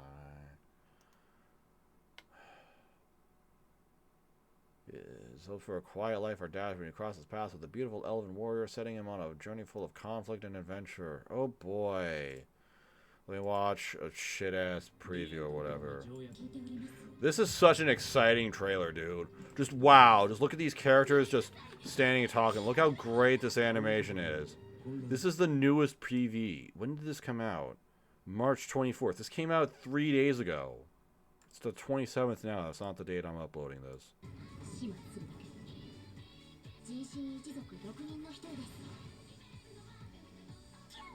That's not even a good mascot character. What is this color? Why did they give it the shittiest color imaginable? There's like there are how many colors in existence and you picked this one? Where's the skeleton guy? Where even is the skeleton man? I have not seen the skeleton man once. There he is. Wow. Look at him. God. Why is this high in the chart anyway? Why is this like the 7th most popular show? Can you guys just like not? It's Kadokawa, isn't it? Is Kadokawa just throwing more advertising money at dumb bullshit that no one actually wants to see, like they did with The Detective Is Already Dead? I'm already burnt out. I'm already over it. I'm already done. Is the artist someone I know? Let me just check this real quick. Gray. Oh, that's a cool looking banner. Whoa. Damn. Well, they've got a really cool artist. Too bad your series sucks ass, dude. I hope you get a better gig someday. Design a good skeleton character next time, please. Work on designing skeleton characters, or just do a series that doesn't involve skeleton characters or whatever. Anyway. Whatever.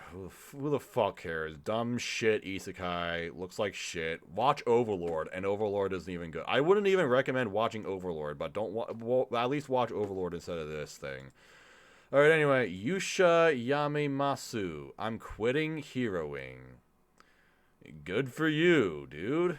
Well, at least, you know what? I'll give you credit. At least your title isn't 30 hours long. It doesn't even make sense, but whatever. The Echidna. Who's this? Wow, a character with pink hair. It's just like Kaguya-sama. Every show is Kaguya-sama this season. You love to see it. Leon Demonheart. What a name. I feel like they wanted to name him something Leonhardt, but the surname Leonhardt has been copyrighted. You cannot do that. No one is allowed to have Leonhardt in their name. Yeah, this sure does look like a fantasy isekai. After saving the world, the strongest hero, Leo, became someone who is not wanted in the peaceful human world. He was too strong. Exiled, he seeks a job at the Demon King's army, which he had defeated and needs to be rebuilt. The army had many problems, too much work, financial troubles, etc. Leo starts to make things better using his power. Leo encounters Echidna again and asks her why she invaded the... Why she invaded the human world. There was an unexpected story, and then it doesn't explain anything because the only way they can make this interesting is by not telling you what happens, so that you'll be vaguely interested enough to watch it, and then you realize it's a lame ass show, and then you drop it after episode 1. Am I fucking right, or am I right?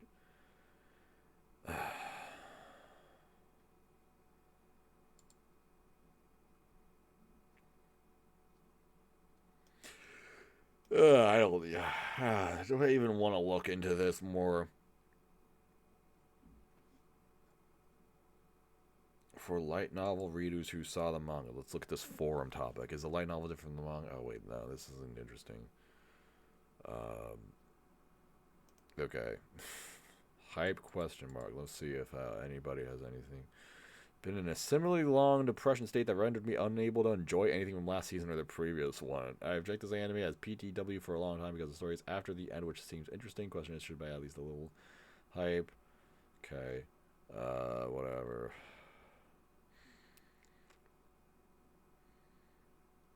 Blah, blah, blah, blah, blah. Talking about EMT squared. MC isn't a beta cuck. Okay, cool. Wonderful. This guy has mentioned that this main character is not a beta cuck in every single forum post. The MC has a dark story and he tries to commit suicide. He's complex and has substance. He's OP but has a personality and kills when he has to protect. The chemistry between him and the Demon Lord is great. Okay. I don't know, man. I'm tired. Can we just go back to the shows that are just like Kaguya-sama? What does this guy have on his man boobs? What is this? Hang on. What is this? You can't see where my cursor is, can you? I'm directly pointing here. I'll show you. Ah, fuck!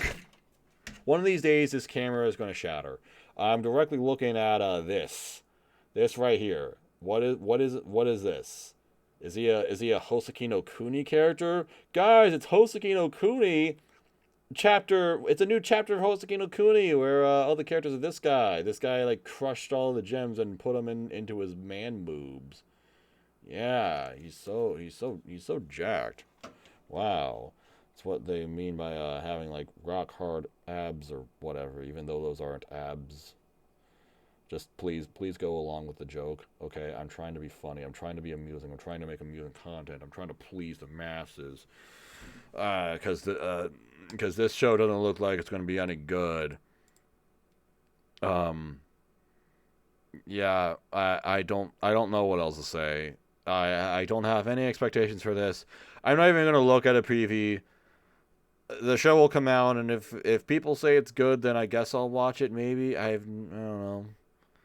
Maybe if I don't have a whole lot else to watch, I'll check this out. I don't know. Maybe I'll peep it. Maybe I'll cop it.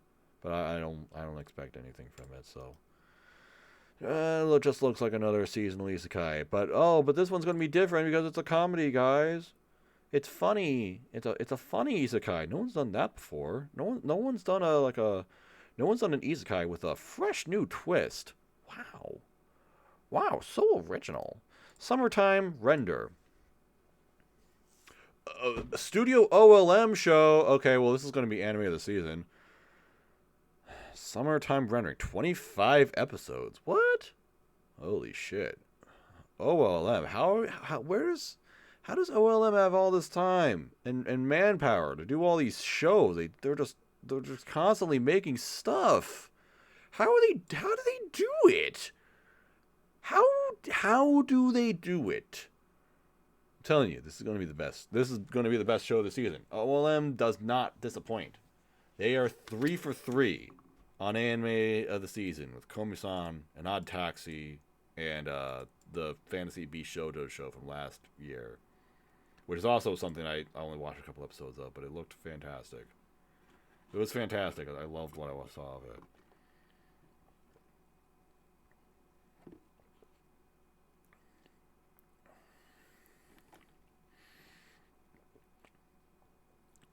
Sometimes it takes a real man to be a best girl. What the fuck does that even mean?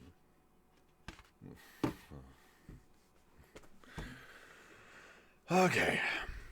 Summertime Render, the synopsis says, after his parents died, Shinpei Ajiro lived with the Kofune sisters, Mio and Ushio, but he since moved to live on his own in Tokyo. But after Ushio drowns while trying to save the young Shiori Kobayakawa, he returns home to mourn her departure. Wait. Oh. Okay. Sorry. Never mind. I had a stroke. That's what happened. However, bruises around Ushio's neck bring her cause of death into question. Taking a step back, Shinpei becomes convinced there must be another explanation. Dangerous entities roam among the islanders, and a vision of deceased Ushio asks him to save Mio as her final request. He is certain that something is afoot, and Ushio's death is only a piece of the puzzle. With the help of Mio and various others, Shinpei struggles to forge a future in which he, his friends, and family can stay alive. But the more he investigates, the more impossible such a future seems. This darkness infiltrates his home island. Just how much more suffering will he go through before finding the right path to save it all?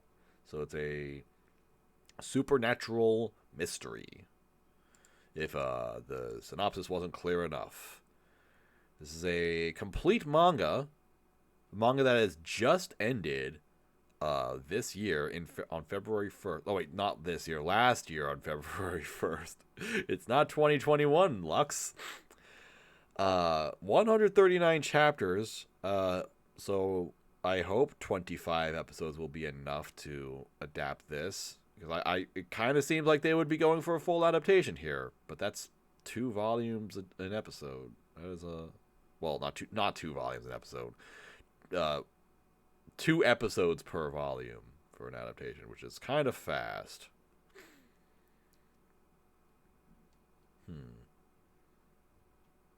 Not a ton of people reading this, but it does seem like the people who have read it are kind of into it. I don't know. I'm wondering who's working on this. We've got the script writer who actually did Decadence, which has some interesting twists to it. So maybe he can help with that. And he's done some really good adaptations, like Oh, he's doing the Chainsaw Man scripting, and JJK, which makes sense. Vinland Saga, like Banana Fish, Mob Psycho. This guy's actually scripted a lot of pretty solid adaptations, I think. Ajin is another one. Shingeki. Oh wow, he's actually doing the Attack on Titan adaptation. Wow. Okay, so this guy has some experience adapting some really popular manga into anime. He also scripted Darling in the Franxx, LMAO. Well, scripting is different from series composition. I'm pretty sure series composition is like that's like actually writing the story basically, or at least writing the outline of the story or something like that. There are different parts to it, and then script I don't know. I need to learn a little bit more. But anyway, this guy has handled lots of good adaptations writing wise, so that seems cool. This is the director of Komi-san, which is unsurprising. He's also done lots of other stuff. I mean, it's Studio OLM, who has almost exclusively done kids anime up until very, very recently. So, yeah, no surprise. Well, he also directed stuff like Major and After the Rain, so... But whatever. I don't know, this sounds interesting, but honestly, the most interesting thing about it is that it's Studio OLM, who's just been crushing the game lately. You got 3 people doing the music. What the fuck? How do you have 3 people doing... What the fuck is Monkey Gang Anarchy? Hang on. What the fuck is this? No information? Why is it the list? What is this? It's a novel adaptation? Okay. What? There's not even news posted about this. Okay, whatever. See you in 5 years whenever this random thing comes out. Anyway, that was like the first thing that popped up.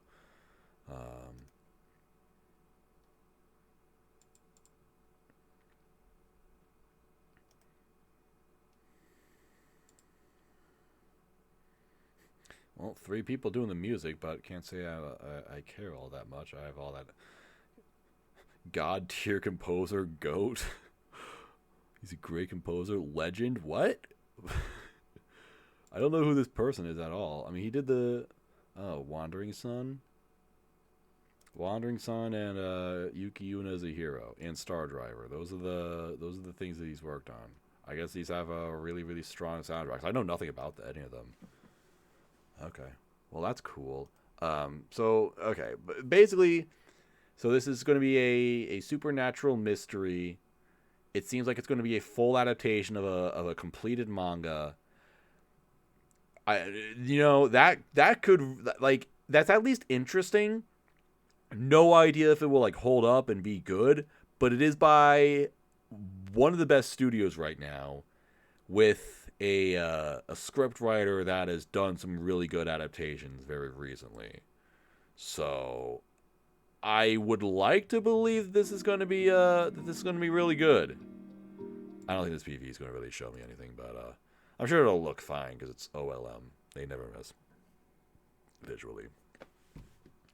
All right, I'm going to plan to watch this. I'm going to look out for this. Summertime Render. Hopefully it'll be the only thing that it is kind of concerning that they have 25 episodes to adapt 140 chapters of manga. So that's a little bit strange, but I don't know. Who said it's only going to be one season, right? Maybe there's going to be another one. Who the fuck knows? I guess we'll see.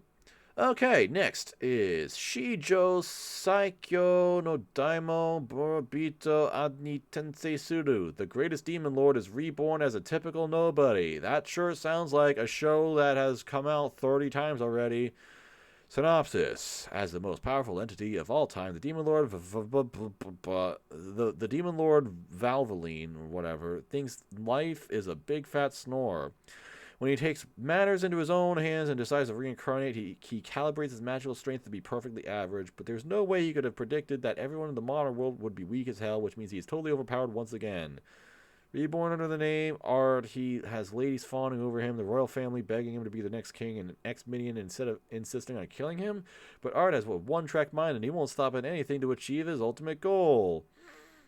Alright, you know what? I could look more into this. Let me look at this one character design. There's only one character design uploaded for this show.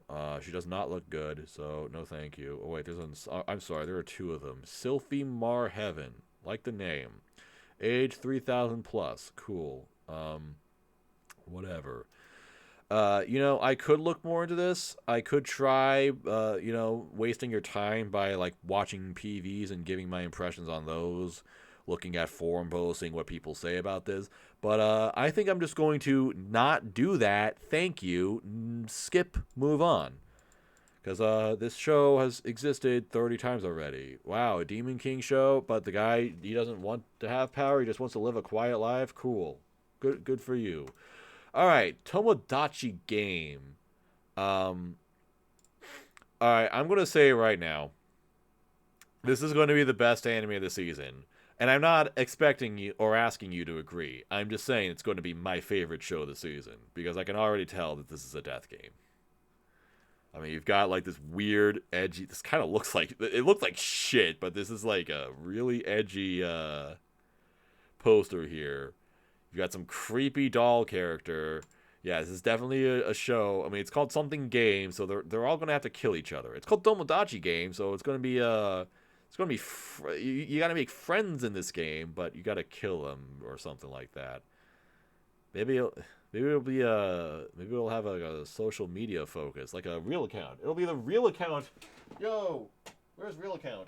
I have a copy of real account. I don't have a copy of Spy X Family because instead I bought real account.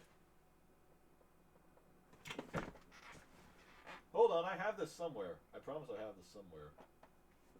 I just don't know where. Because I bought it in 2016 or something like that. Fuck. Where did I put this shit? Why do I have so much useless shit? Here it is. Real account. I got really hype on this manga in like 2014 and thought, yeah, this is going to be a really popular anime someday. We all can't get what we want. Anyway. Doubled Shuffle by Nana Mizuki. Do I know Nana Mizuki? She's the voice of Hinata Hyuga. Oh my god, the OG waifu, Hinata Hyuga. If Hinata wasn't your OG waifu, then don't fucking talk to me. We are not friends. If you do not respect Hinata Hyuga as the best girl of like all time, do not fucking talk to me. Fuck you. Chiaki Kobayashi, yo, is this yeah. It's my guy. He's great. Love this dude. Alright, what the fuck is this show? Yuichi Katagiri has battled financial hardships his whole life. It's a death game. But has learned to stay content and positive thanks to his close circle of friends. Of his close circle of takodachis. Wow, yeah. To keep a promise he made to them, Yuichi saves up enough money to join them on the school trip. But when the gathered money mysteriously goes missing, suspicion falls on two of Yuichi's friends, Shiho Sawaragi and Makoto Shibe, who were in charge of collecting the payments. Although innocent, Shiho and Makoto take responsibility for the failure to protect the money when no one else comes forward. A few days later, Yuichi and his friends receive mysterious letters which trick each of them into meeting up. Upon arrival, they are ambushed and knocked unconscious. They wake up in a mysterious room in the presence of Manabu-kun, a character from a controversial kids show that stopped airing due to its malicious content. He informs the group that one of them indirectly gathered them together in order to settle a large debt. They are to play a friendship game, a series of games that will test the strength of their bond and trust in each other. As the group's faith wavers due to the growing number of secrets and betrayals, Yuichi must figure out who of his friends he can actually trust and ultimately discover the identity of the traitor. Maybe it's not actually a death game, but it's close enough to it. Alright? It's close enough. Oh wow, it actually has a really good score. 8.15 with 22,000 members. That's actually pretty solid. Man, 2013. This started in 2013. That would have been well, hey, maybe it's not too late for Real Account after all, because Real Account started in 2014. So yeah. In fact, isn't it the same publication as this thing? Oh my god, it is. Yo, Real Account, I'm telling you, Real Account's going to get an adaptation one of these fucking days. But it won't be good because it fell off after like 40 chapters. XD. Anyway.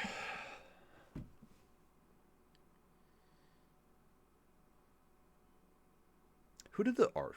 Who's doing the art for this? It's Yuki Saito.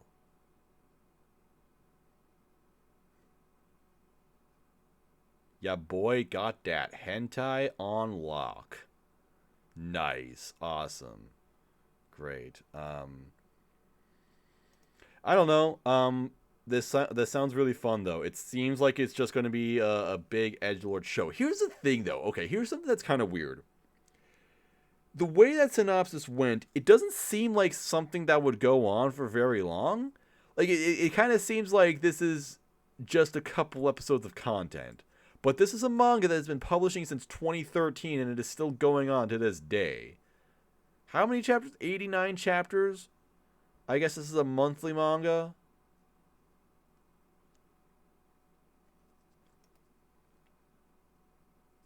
89 chapters after like 8 years, yeah. So I don't know. Seems Jesus Christ. He has a system.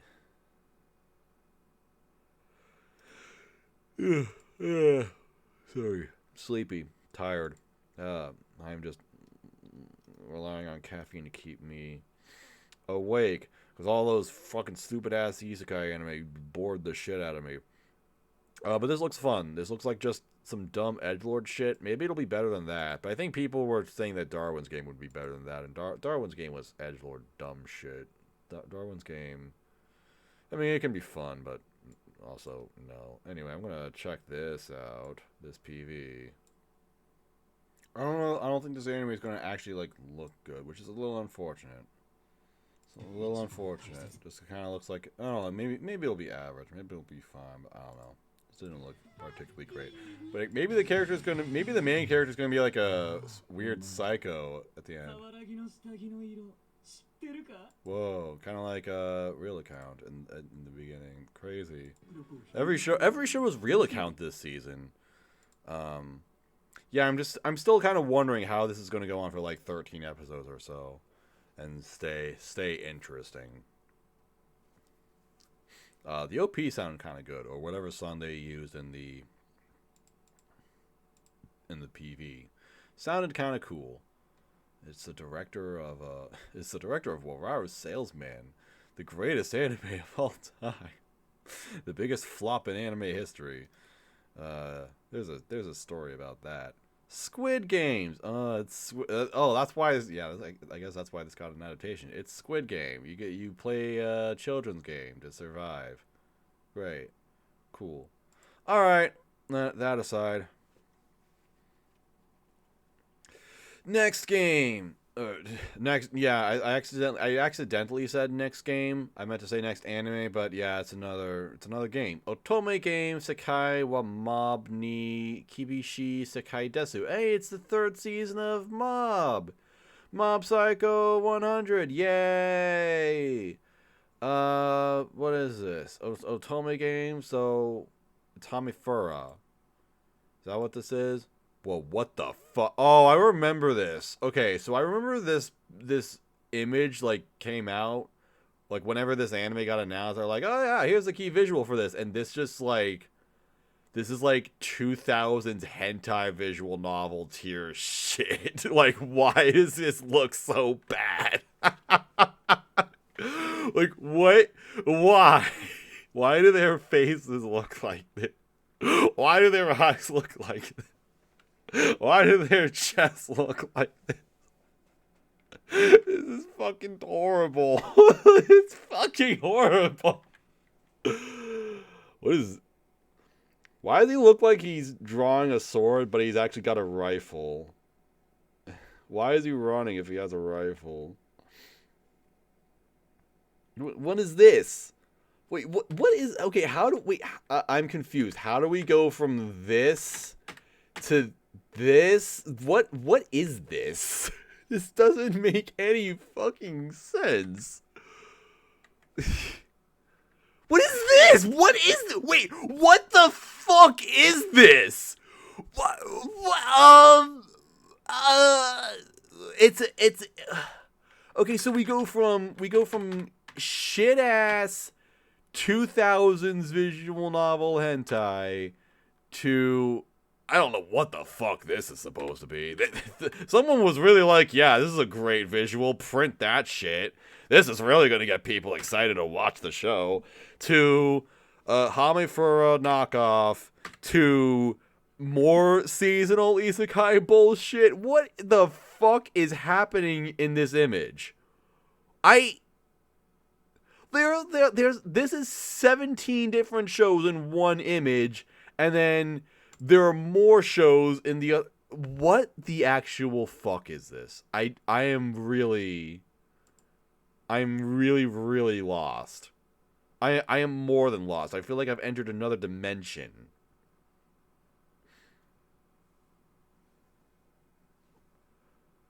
Office worker Leon is reincarnated into a particularly punishing dating sim video game where women reign supreme and only beautiful men have a seat at the table. But Leon has a secret weapon. He remembers everything from his past life, which includes a complete playthrough of the very game in which he is now trapped. Watch Leon spark a revolution to change the new world in order to fulfill his ultimate desire of living a quiet, easy life in the countryside. That's literally the exact same plot as Hamifura. That's the same fucking thing. The only thing is that in Hamifura, it's the girl who gets reincarnated as the main villain, and so she's just trying to not get executed by the other guys. But it's the same thing where it's like reincarnated into a dating sim, but don't want any trouble, just want to live a quiet life. Can we stop with the isekai about living with a quiet life? This genre got old very fast. And like 4 years ago, why are we still doing it? I still have no idea where all of these other images are coming from, though. I still have absolutely no idea how can anyone possibly explain this? Why? Is this not a mistake? Do all these images really have to do with the same show? I am so beyond lost. Like, even if I were to somehow assume that, okay, I don't know, maybe it's the two ladies or something in the otome that she has to defend or whatever. I just said this statement. I just said a sentence that makes no fucking sense. I'm not even going to go back and correct it. But then what is with the armored fuckers?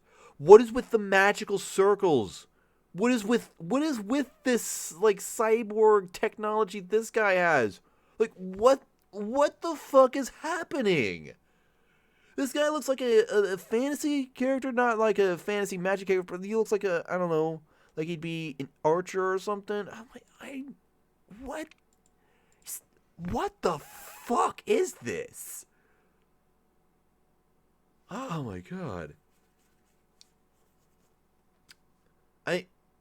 I don't know, dude.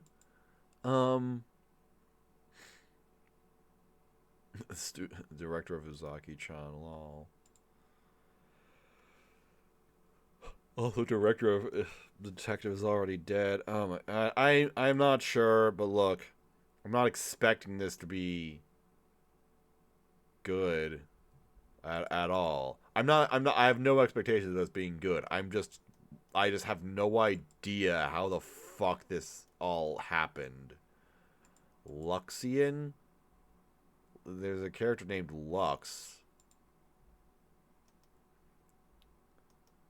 Another Firu's role.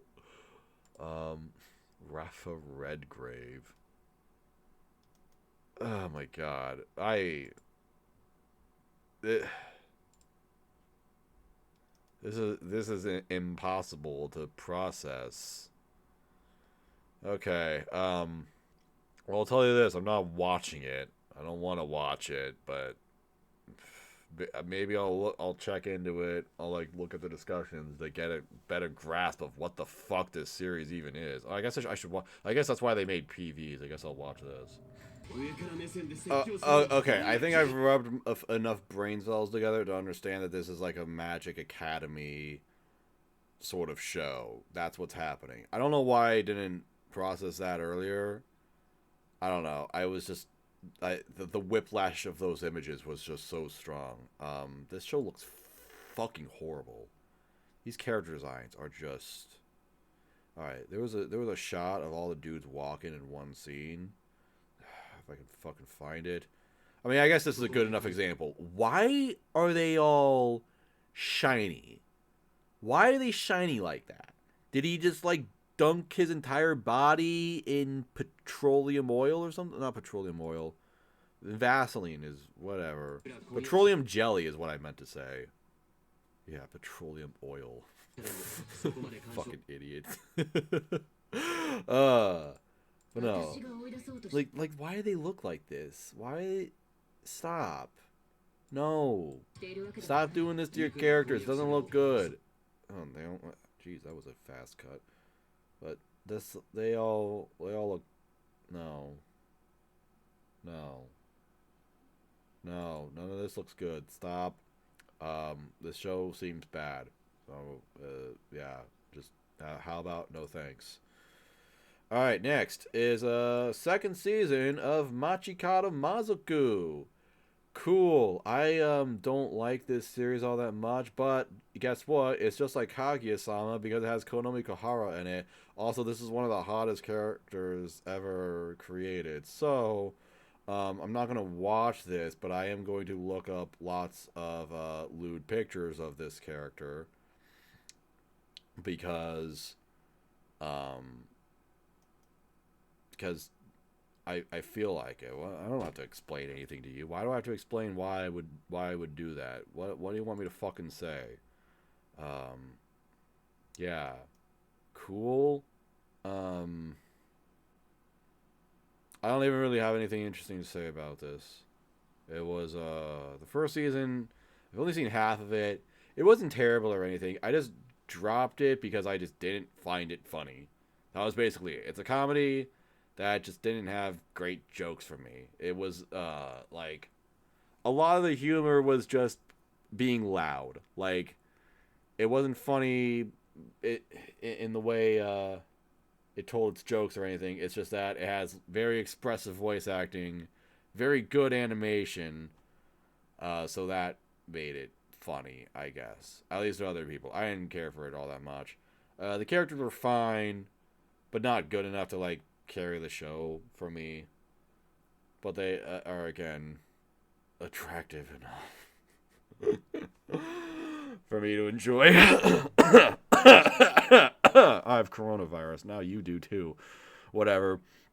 It's cool that this got a second season because this was a very weird and interesting case of the whatever they call it, the Kirata time, the Kirata line, I think they would call it, because this publication, the Kirata publications, all the adaptations that come from this, so they, back when in the age when we were able to track Blu-ray sales, every single anime adaptation from Kirata Jump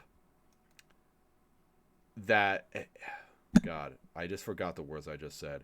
Every adaptation that came out of Kirata Jump, every anime that sold above a certain number of copies would get a sequel. They would get an additional season. Everything that was below a certain number it didn't get a second season. And Majikado was right in the middle between the highest and the lowest. Or yeah, the highest selling anime that didn't get a sequel, and then the lowest selling anime that did get a sequel. So it was really up in the air as to whether or not it was going to get a second season. It did get a second season, so that's cool. Maybe the line has been redrawn or something, but it doesn't matter anymore because I don't think we were able to track Blu-ray sales anymore.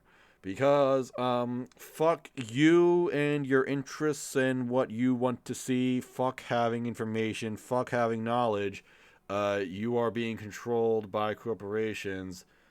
Eat shit, nerd. So, yeah, watch Machikado Season 2. Alright, Mahotsukai Hang on. I gotta check something. Oh, God, there's still so many shows I have left, and I'm fucking losing energy very, very fast. I'm really burnt out, so I'm going to do my best to stay amusing. All right, here we have The Dawn of the Witch. Mahotsukai Reimeki. This is one of the weirdest things I've ever seen. This is a spin-off of Grimoire of Zero.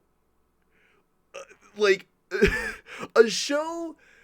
A series that came out in 2017, and it was like okay, but no one really cared because it just wasn't all that good.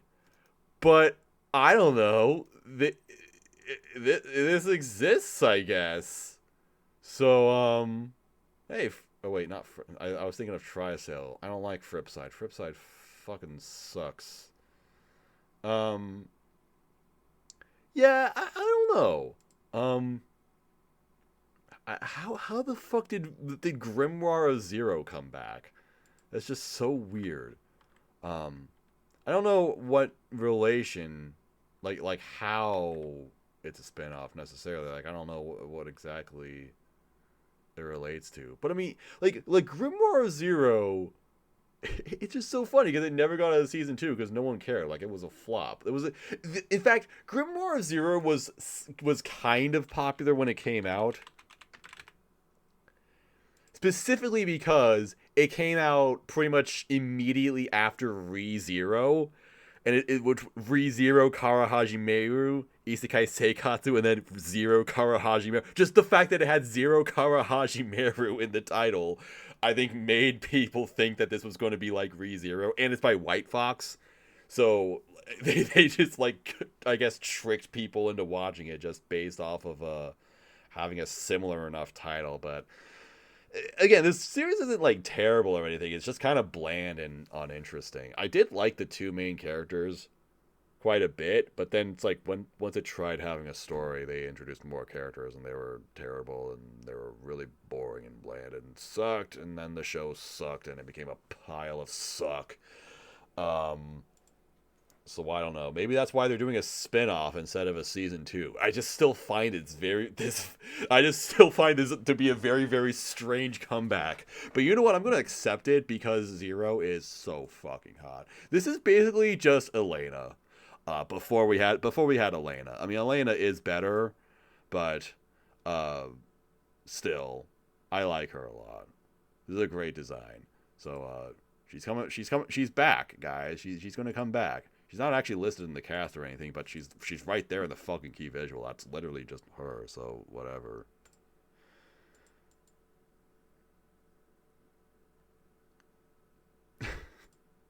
I don't know, man. It's just so fucking how did this happen, honestly?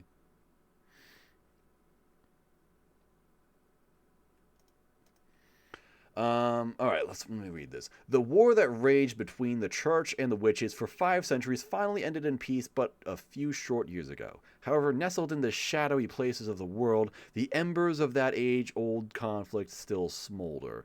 Attending the Royal Academy of Magic of the Kingdom of Wenius is a struggling student named Sable, who has no memories of his time after being enrolled, or before being enrolled. At the command of Headmaster Albus, oh, that fucking boring, terrible blonde character. He left the kingdom to travel to the southern reaches of the continent, where anti-magic insurgents are still a force to be reckoned with, as part of a special training regimen. Accompanying him are a party of individuals strong in both ability and personality. There's the one known as the Witch of the Dawn, Rue Christais, whatever. Rue Crusty Ass, that's going to be their name, who seeks the forbidden knowledge of primeval magic in the Grimoire of Zero. The genius girl Holtz, as well as the school's sole beast Kid Cudi. Just what truth shall they uncover on their journey to the south? Or whatever. Cool. Yeah, I don't know. Just give me more Zero. Just give me a Zero. She's looking real evil in this image, which is pretty cool. I would appreciate that. Who's this? Row Crusty Ass. Okay, we don't have a good picture of her. AnnieDB. Let's go to AnnieDB to get better pictures. Hopefully.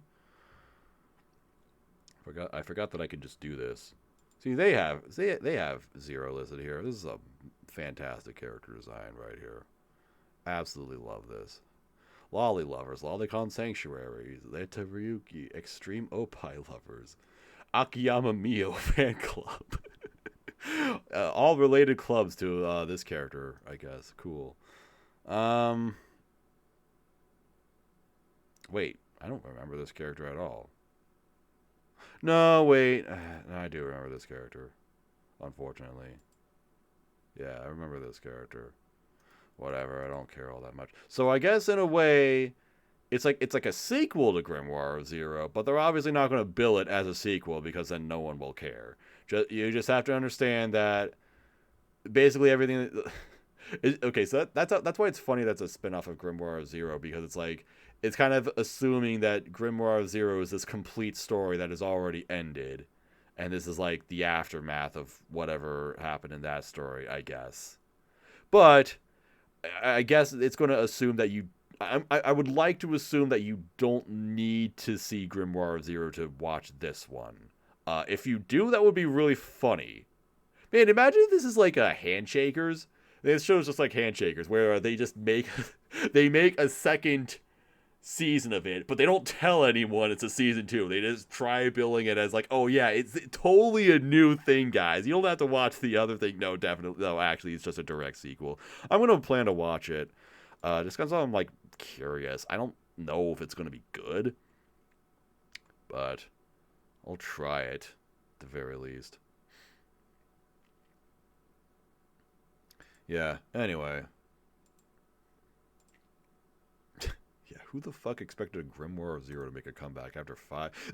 Like maybe that would make sense in 2018 or 2019 when Grimoire of Zero was actually kind of a recent memory. But now it's like, okay, 5 years later, we're bringing this back. Yeah, I don't know. Someone has a lot of faith in this series, I guess. All right, Koi wa Sekai Seifuku no Ato de. Love after world domination. Oh, what? Koi Sekai. Oh, it's by Project Number 9. Okay, this show's gonna suck ass. Every single anime Project Number 9 does sucks total dog ass. Including this one. That I didn't watch at all, Lamau. Also Tomozaki-kun. Especially Tomozaki-kun. Fuck Tomozaki-kun. I have friends who like Tomozaki-kun. I hope they understand that Tomozaki-kun sucks. Alright, in the eyes of the public, Fudo Aikawa and Desumi Magahara are sworn enemies who have nothing in common. Fudo, also known as Red Gelato. Huh? What? Why? Is the leader of the Hero Squad Gelato 5. Huh? Whose mission is to bring about world peace. On the other hand, Desumi is the minion leader of Gekko, a villainous organization seeking world domination. However, despite these differences, their relationship is not quite what it seems. When they are not making a show of being at each other's throats, Desumi and Fudo continue to pursue a forbidden love. Going on dates, baking sweets from one another, and meeting up as often as they can despite their hectic schedules, the two inexperienced lovebirds pave the way for their own unique relationship. Though their public lives are worlds apart, Fudo and Desumi will stop at nothing to make their seemingly impossible romance work. Okay. I feel like I know there's another series that did something like this. Am I right? No, okay. I was thinking of like some light novel adaptation of a few seasons ago. The one where I don't even fucking remember what it was called, because you can never remember these titles that have like 3 sentences in them. But it was a Silverlink show from fall 2020. If that rings a bell. I mean, there's probably only one of them, but whatever. Anyway. What am I looking at again? What am I looking for here? It's mangas as cliche as you can get. Like, this is literally boarding school Juliet, but the characters are Power Rangers. The characters are cute, and it's funny and enjoyable to read. Story 5 out of 10. Alright, well, honestly, that kind of sums it up for me. Look at these character designs real quick. Queen of Death. Cool, hang on. I'm going to go to AnyDB to get better pictures of the character designs.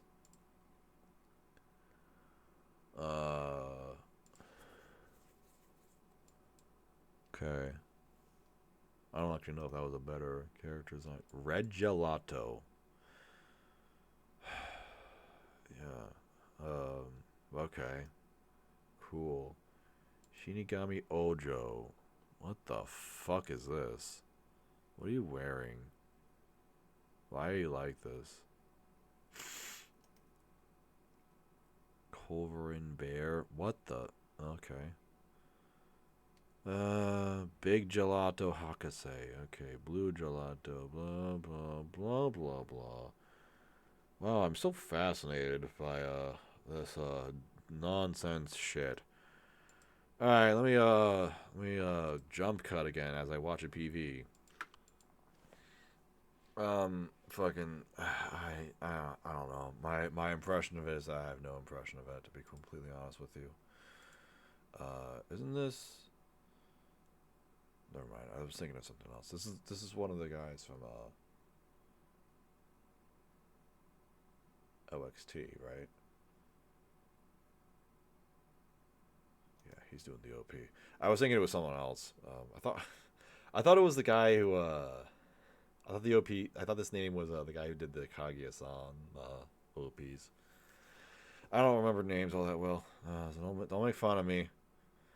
Yeah, I don't know, dude. If I hear it's funny or good or whatever, then okay, but I don't know. Nothing about it really shows any promise, so I'm gonna skip that one. Watch at your own risk or leisure or whatever, I don't know. Aoashi. Alright, well, it's a sports anime. It's about soccer or football, whatever you want to call it. Ashito Aoi is a young, aspiring soccer player from a backwater town in Japan. His hopes of getting into a high school with a good soccer club are dashed when he causes an incident during a critical match for his team, which results in their loss and elimination from the tournament. Damn. Nevertheless, he catches the eye of someone important who happened to be visiting from Tokyo. How will things turn out for Ashito? I don't know. Why are you asking me? Do I look like I have the answer to that question, motherfucker? Who do you think I am? It's by Production IG, which is the only thing that is kind of interesting about this. Oh, Chikahiro Kobayashi. That's another interesting thing about this. It's got a character voiced by Chikahiro Kobayashi. Aside from... Never mind. Aside from that, it looks like a very typical sports anime, but it just kind of didn't really say anything. Maybe it'll actually be really good, like Run with the Wind. The fact that Production IG, the fact that Production IG is doing this is actually worth more than just like being like, oh, it's a kind of cool studio doing this anime, because it's like Production IG isn't just gonna like touch some random thing that no one's gonna care about. This is not a studio that does a bunch of seasonal bullshit. Okay, so in a weird way, I kind of want to believe that this will be an interesting series based on the fact that they just kind of have a tendency to pull out some really interesting stuff to adapt. Like, remember, they did Run with the Wind a few years ago. That was like a kind of thing that no one heard about, and maybe just looking at this at a glance, probably doesn't seem all that interesting.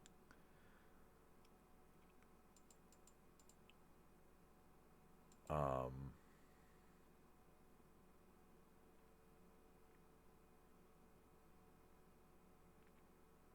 I don't know. Maybe it's unfair for me to completely count this out. Oh, what is this? Rakudai Majo. Failure Witch. This hasn't. What is this? This doesn't even have like members or anything. This has no information whatsoever. Oh, it's a movie based on a book. What? Oh, whatever. Yeah, I don't know, dude. Maybe. I mean, it doesn't really look. Well, you know what? You know what? When in doubt, watch a PV. That's what I'm gonna do. Oh, that PV looked kind of cool. I had no idea what was going on. There were no subtitles for it. Weirdly enough, there weren't closed captions for Japanese. Instead, they only had closed captions for Korean. That's a little unusual. Okay. Music by someone. Okay. Directed by, I think I already looked at this, but directed by someone who's done nothing really interesting. Hasn't really directed anything aside from Release the Spice. Remember Release the Spice? Wow.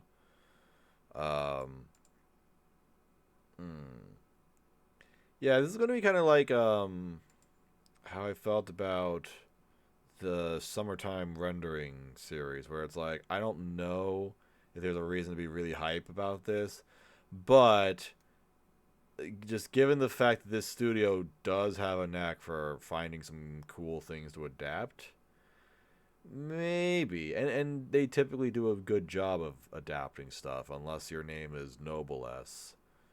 You know what? I'm gonna take a shot at the dark and say plan to watch Awashi. Maybe this is like a random. Maybe, who knows? Maybe this will be nothing. Maybe this will be nothing at all. But there is a chance it could be something more than nothing. So I'm gonna go for that. Okay, Shokei Shoujo no Virgin Road. Any versions in chat? What the fuck is this? The Lost Ones are wanderers who come here from a distant world known as Japan. No one knows how or why they leave their homes. The only thing that is certain is that they bring disaster and calamity. Okay. The duty of exterminating them without remorse falls to Menno, a young executioner. What the Japanese genocide, the anime. Okay. That is what this is. When she meets Akari, it seems like just another job until she discovers it's impossible to kill this girl. And when Menno begins to search for a way to defeat this immortality, Akari is more than happy to tag along. So begins a journey that will change Menno forever. What? What?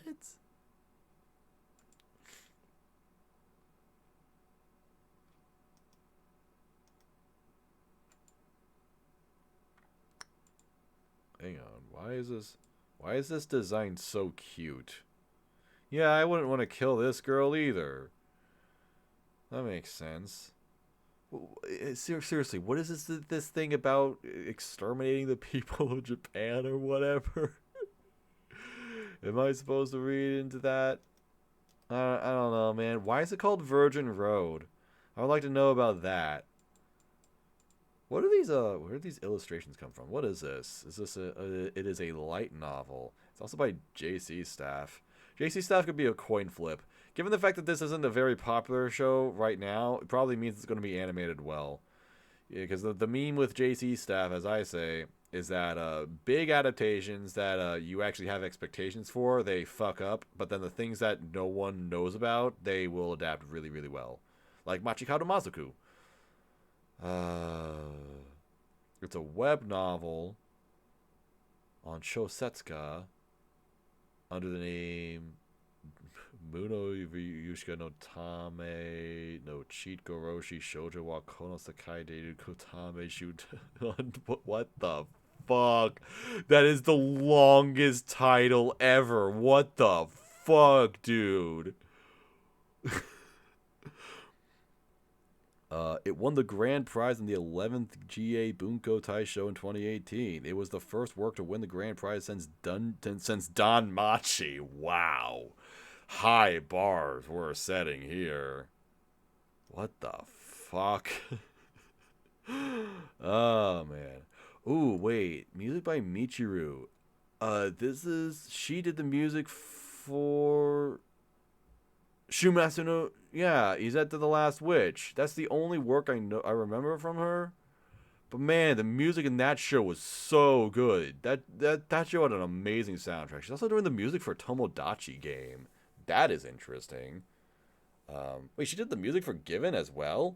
Wait, so did she write the math rock bangers in Given? Oh my god, this woman is extremely talented. Yeah, I love her. Yoshiki Kamasaki, guy who's directed, funny enough, Ascendance of a Bookworm. Cool. I still want to know why this thing is called Virgin Road. What is that after? I don't know. Am I supposed to read into that?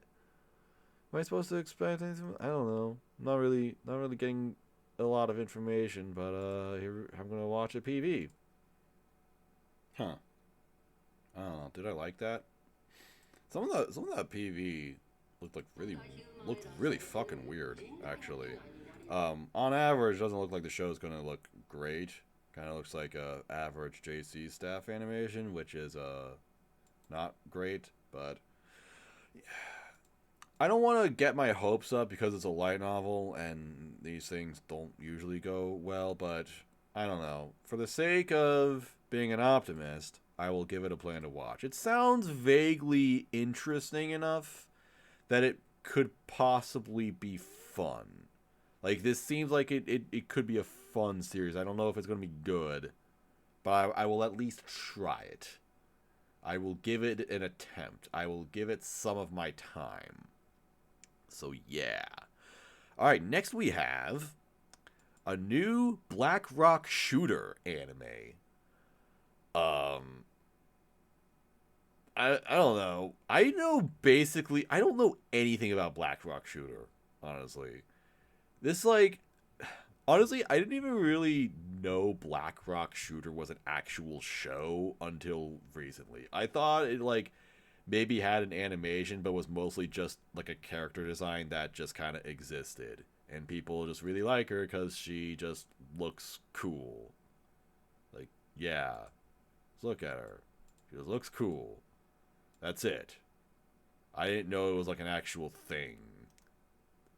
So I don't know. I know nothing about Black Rock Shooter. The other thing I know about is that the character design is by Rikei, who is the character designer of Steins Gate. So and currently the character designer of Takanashi Kiara. So that guy is eating good lately. I think there's another thing I think there's another thing that Rikei's involved with, and I just remember what it is. It's the fucking Ruby anime. They decided for some reason that they're gonna remake Ruby or something. I don't know, dude. I can go on a long rant about why that is fucking horrible, but whatever. Motoki Tanaka. Oh man, the director of Rewrite. Wow. That's a name. That is a title that I don't ever want to pop up ever. For any reason. I don't ever want to hear anything about Rewrite ever. No. No. No. Big no. Where the fuck is my hat go? I forgot that I was not wearing my hat. That's how tired I am. I forgot that something that my thing was not on top of my head. I don't know if do I need to watch the original Black Rock Shooter to watch this? What is it? Is this a sequel? Is it just a new thing? I don't know. It doesn't say sequel, it just says other. So maybe it's a spin-off? But then again, what was the original Black Rock Shooter? I don't even know that. It's by Biebery Animation, which is the studio that did the Azur Lane adaptation, which I heard was fucking awful. So that's cool.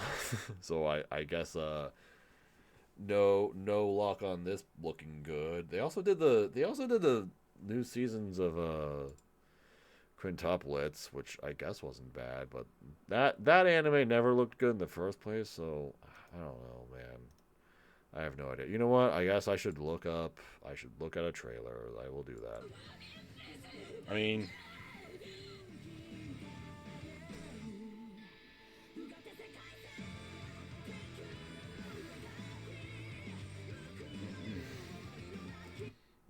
no, no. It's not good. It looks extremely low res, like really, really not good CG, really outdated looking CG. So I think I'm gonna pass on that. Bye bye. Imagine bringing back Black Rock shooters so you can just make it look like shit. Okay, whatever. Dance Sewer. What a name. Alright. Junpei is happily snoozing away during his sister's... Hang on. This character design... This looks like,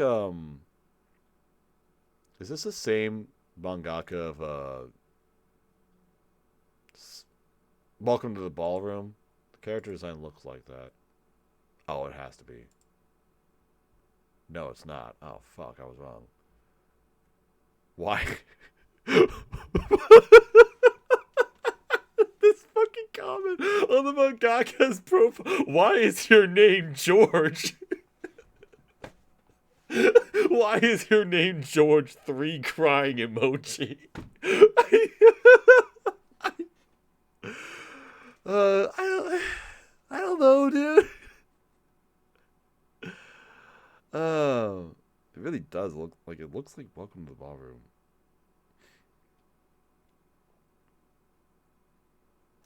Anyway, okay. Okay, the manga synopsis is significantly longer than the anime synopsis, so I'm going to read off of that. While watching his older sister's ballet performance, Junpei Murao discovers his interest in dancing art, staring in awe when a male performer starts to dance in the spotlight. Soon after, he devotes himself to learning as much as possible from his sister, and later in ballet class. His love for ballet even trumps the constant teasing from his friends and his father's insistence that he should pick a more manly sport. However, when his father passes from a heart attack, he throws ballet to the side and pursues Jeet Kune Do, a martial art influenced by Bruce Lee. Leaping forward into middle school, Junpei is fully living up to the wishes of his beloved father. One day, while showing off Jeet Kune Do to his friends, he combines ballet and the martial art, pulling off an impressive kick that catches the eye of classmate Miyako Godai. She confronts Junpei, wanting him to compensate for her older sister's ballet studio, and she drags him there. As he is pulled further back into the world of ballet, his life becomes a game of balance between his outward appearance and what his heart really wants. Alright.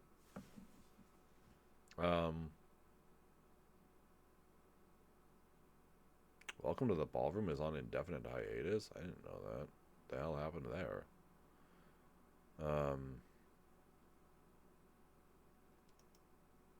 Yeah, it seems like... It sounds like very similar to Welcome to the Ballroom. Well, Hitori is doing the ED. Very cool.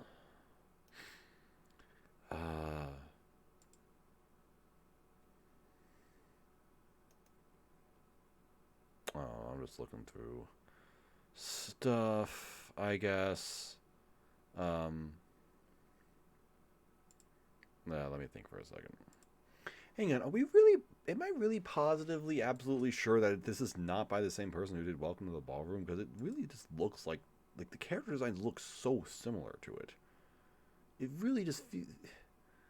It was... I don't know, man.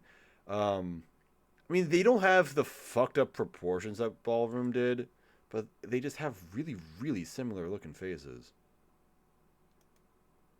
I don't know, man. Whatever. It's not a big deal. You know, that I only saw a short PV for it, but it didn't look bad. It actually looked kind of good. I'm actually just now realizing it's by Mappa.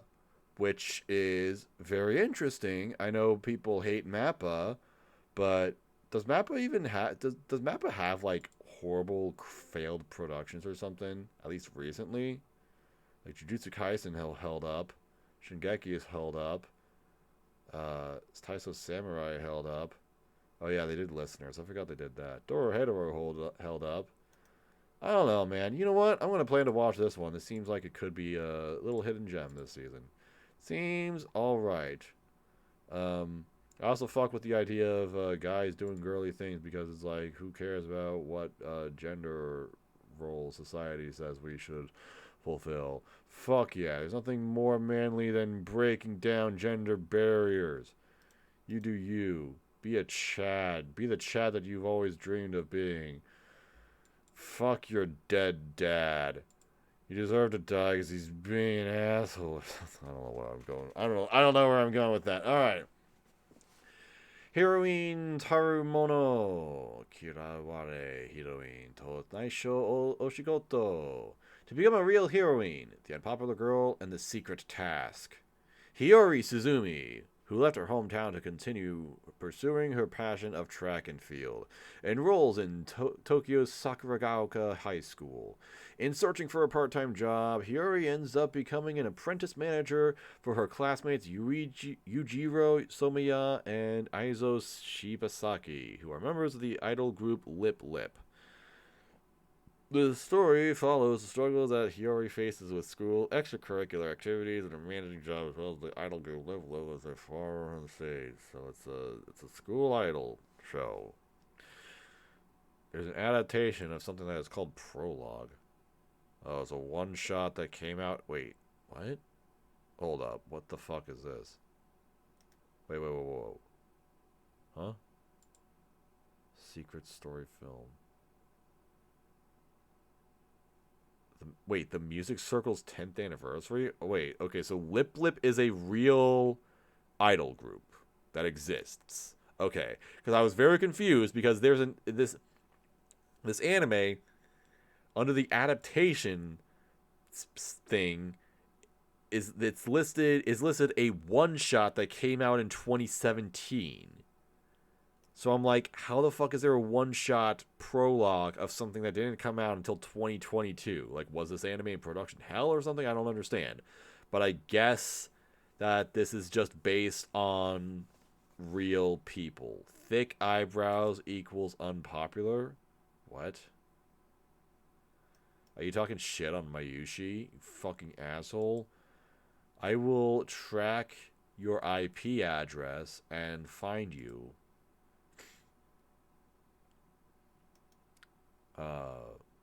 Yeah, okay, so it's, I don't know, it's a school anime, but it's based on a real, well, what is this? Idol group. Who's this? What the fuck is this?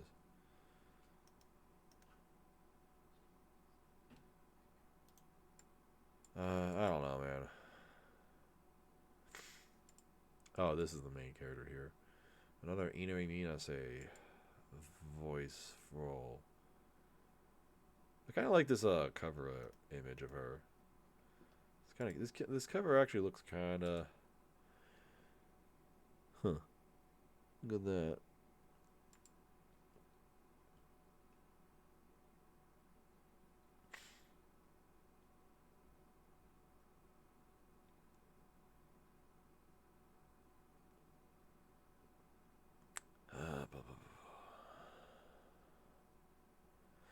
I'm just looking at character designs. They are not making me say anything, though. I have nothing to say about this.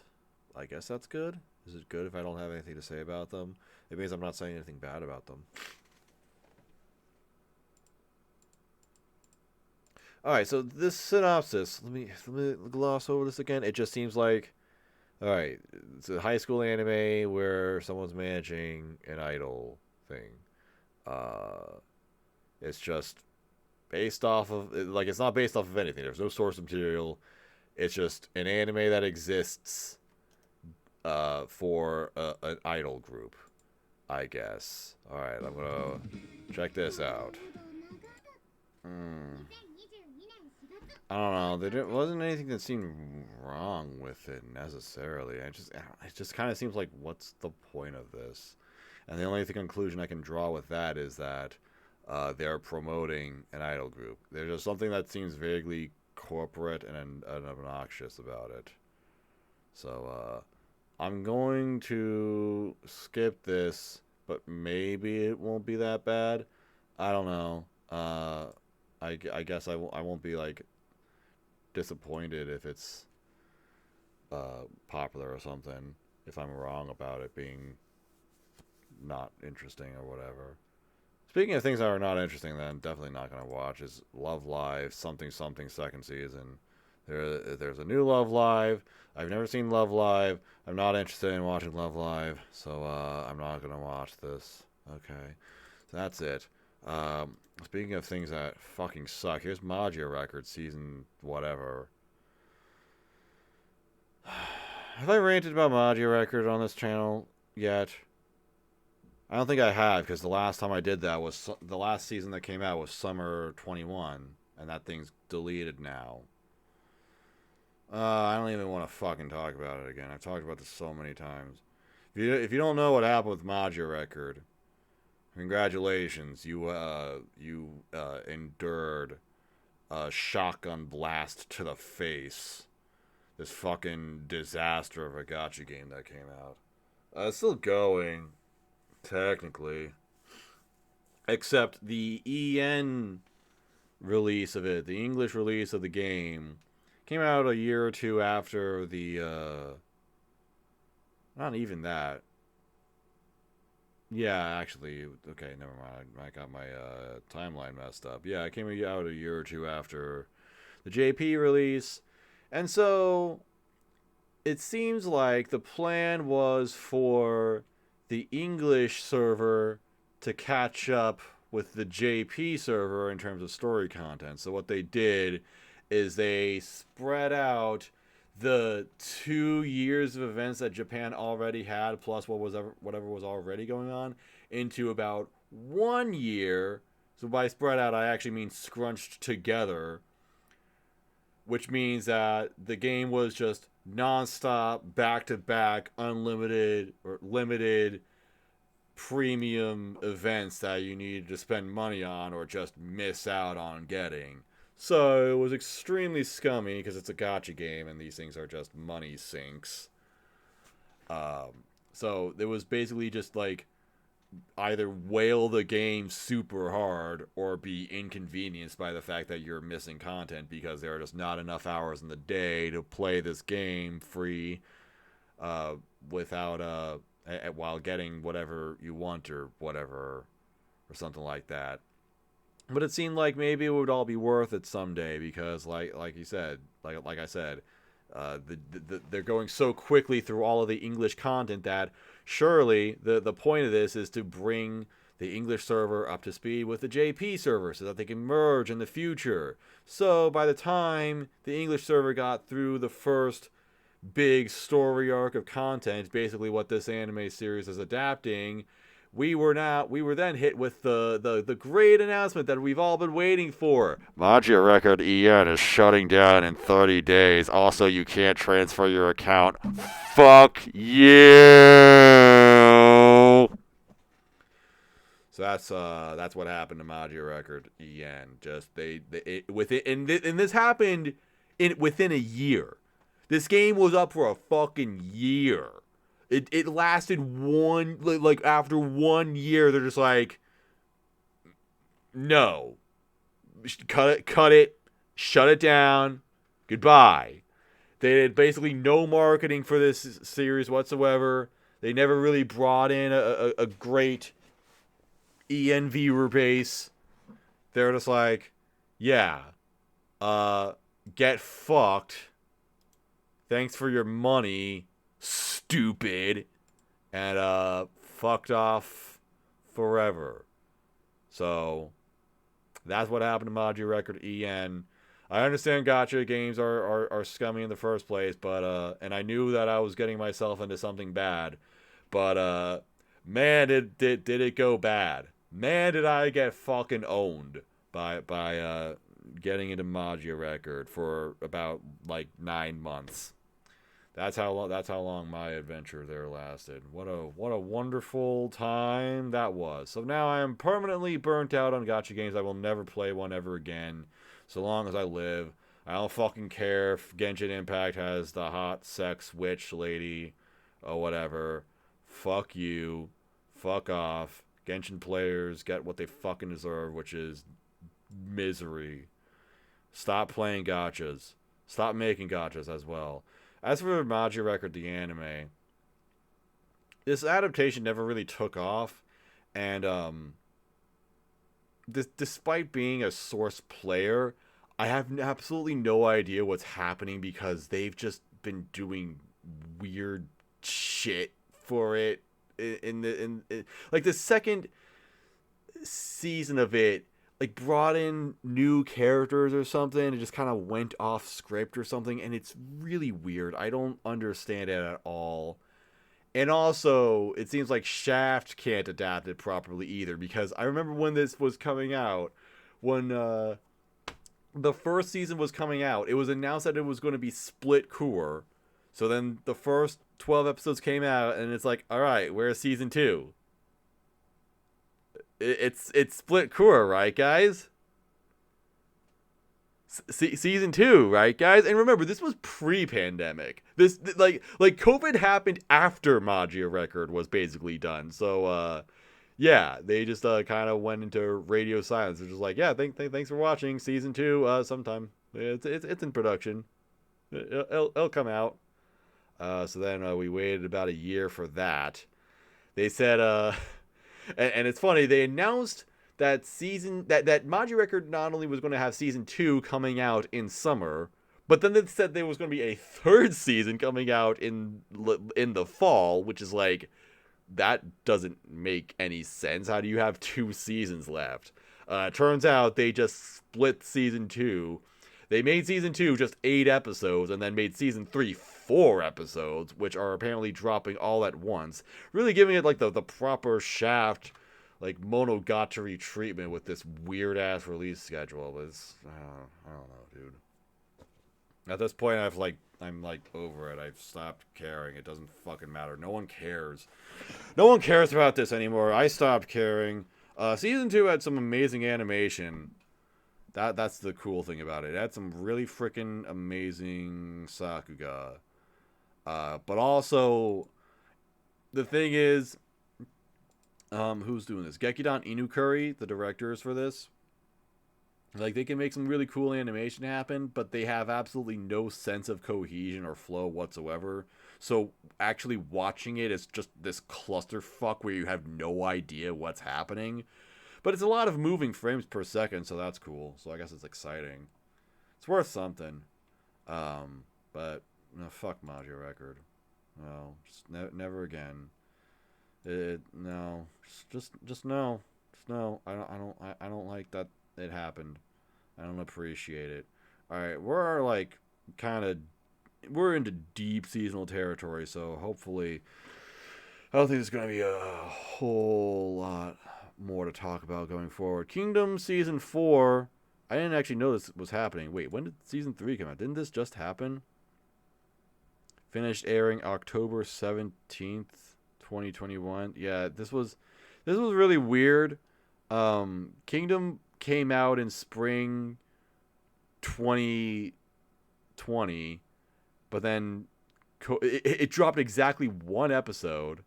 Okay, yeah, the first 4 episodes aired, but then due to the COVID-19 pandemic, the anime was postponed until the next year, until April 4th, 2021, and then it began from the first episode. So it ran for 26 episodes and ended last fall. Okay, so I guess that makes sense. But there's going to be a 4th season as well. They're already back at it with another season. So maybe that's why. Okay, maybe that's why they delayed it for a whole year. Maybe it didn't actually have to do with the fact that maybe COVID didn't actually delay the season. Maybe they were just like, you know what? Let's just make it so that we have seasons airing back to back. That actually kind of makes more sense. Think about it. If that's the plan, I guess good for them or whatever. I don't know. I don't really know anything. I don't know anything about Kingdom, but I hear it's really good. I hear it's a great manga. I don't know if people care about the adaptation. It has it's okay. It's actually ranked in the top 50, so I guess people do care about the adaptation. I don't think it. I think it's an adaptation that it doesn't look good. Like it's not animated well, but at least it's not like total garbage. And I guess the story content is just good enough where people will accept it. So yeah. That's just my assumption of it anyway. You're welcome to correct me if I'm wrong. Any Kingdom fans in chat? Post a comment if you read Kingdom.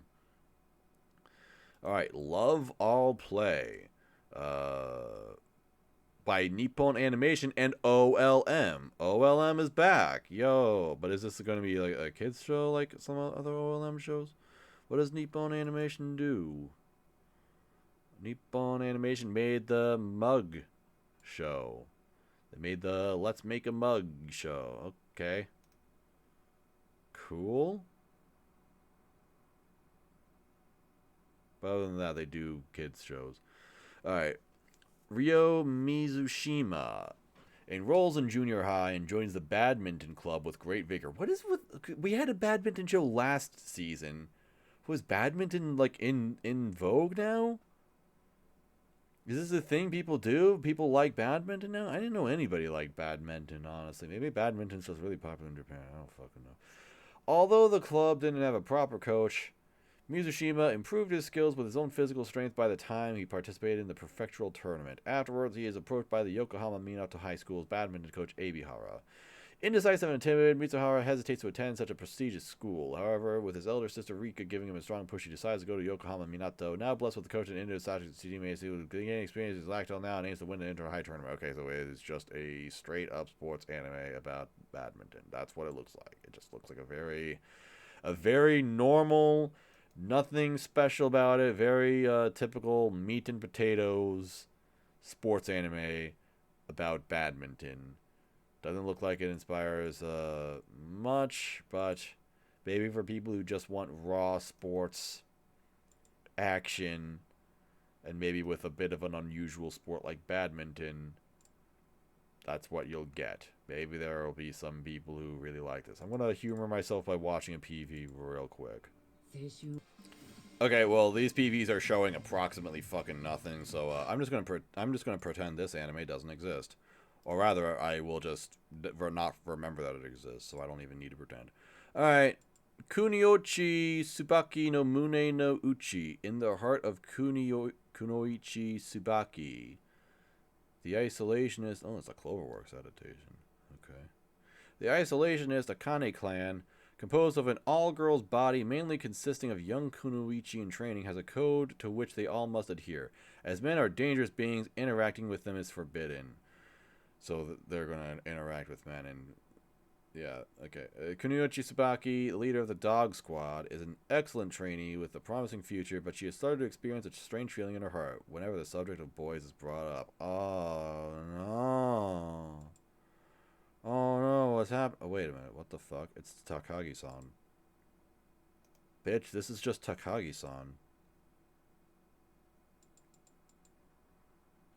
Okay, there we go. It's the Takagi-san creator who is doing this.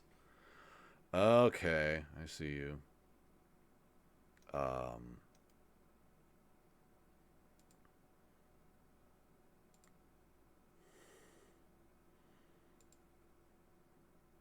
And they've got some young girls in these very revealing midriff outfits.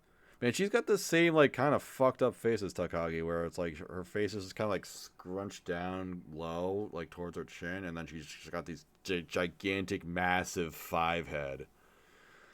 Wow, that's how you know it's a Takagi-san creator. It's not the little girls, it's the foreheads.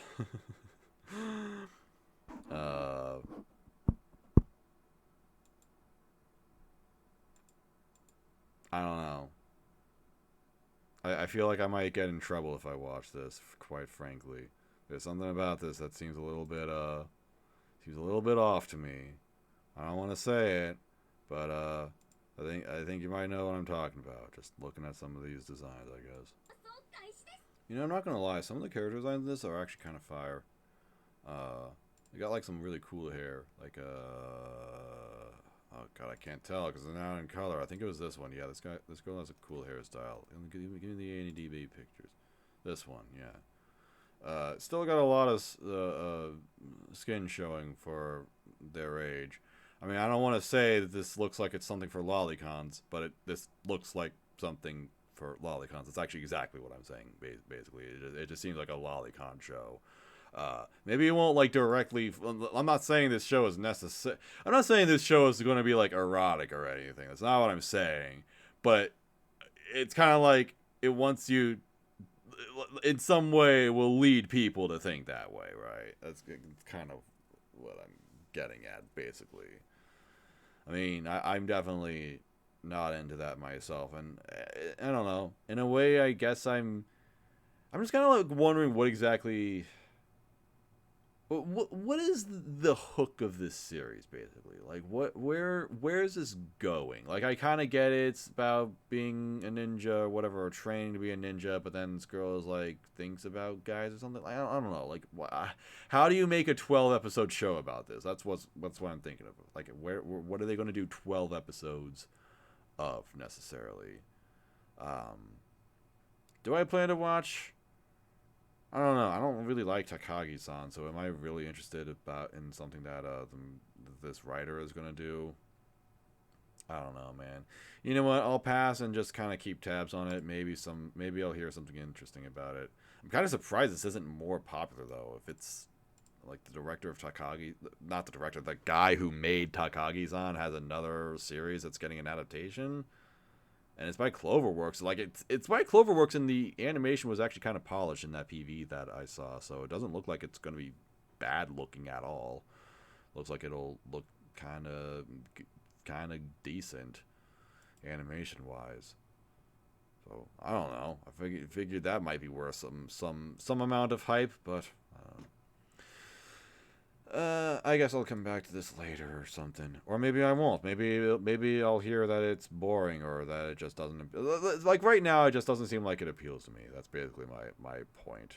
Maybe someone will definitely... Well, yeah. Someone will definitely like it for reasons that I'm not going to explain. Anyway, Daimaou. Just Daimaou. What is this?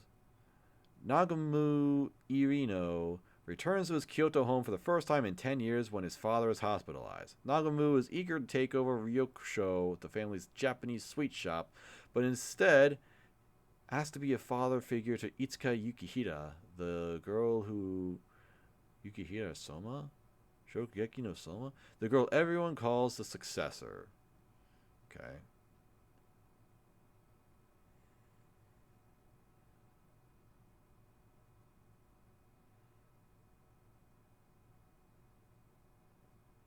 They've got kind of a crazy voice cast in this show, so that's pretty cool. No one knows. Okay, this is an adaptation of something that no one in the entire world knows anything about. It just like doesn't exist at all. Hype question mark? Let me look at this forum thread, see what other people are saying. Let me steal other people's opinions. It looks kind of interesting. It looks like Amati Inazuma.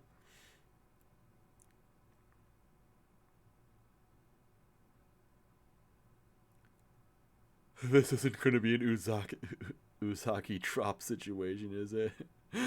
Lol. Yeah, great. Okay, so it's going to be Usagi drop. Awesome. I'm looking forward to that. I don't have anything else to go on, so I'm going to watch a PV. Jump cut time.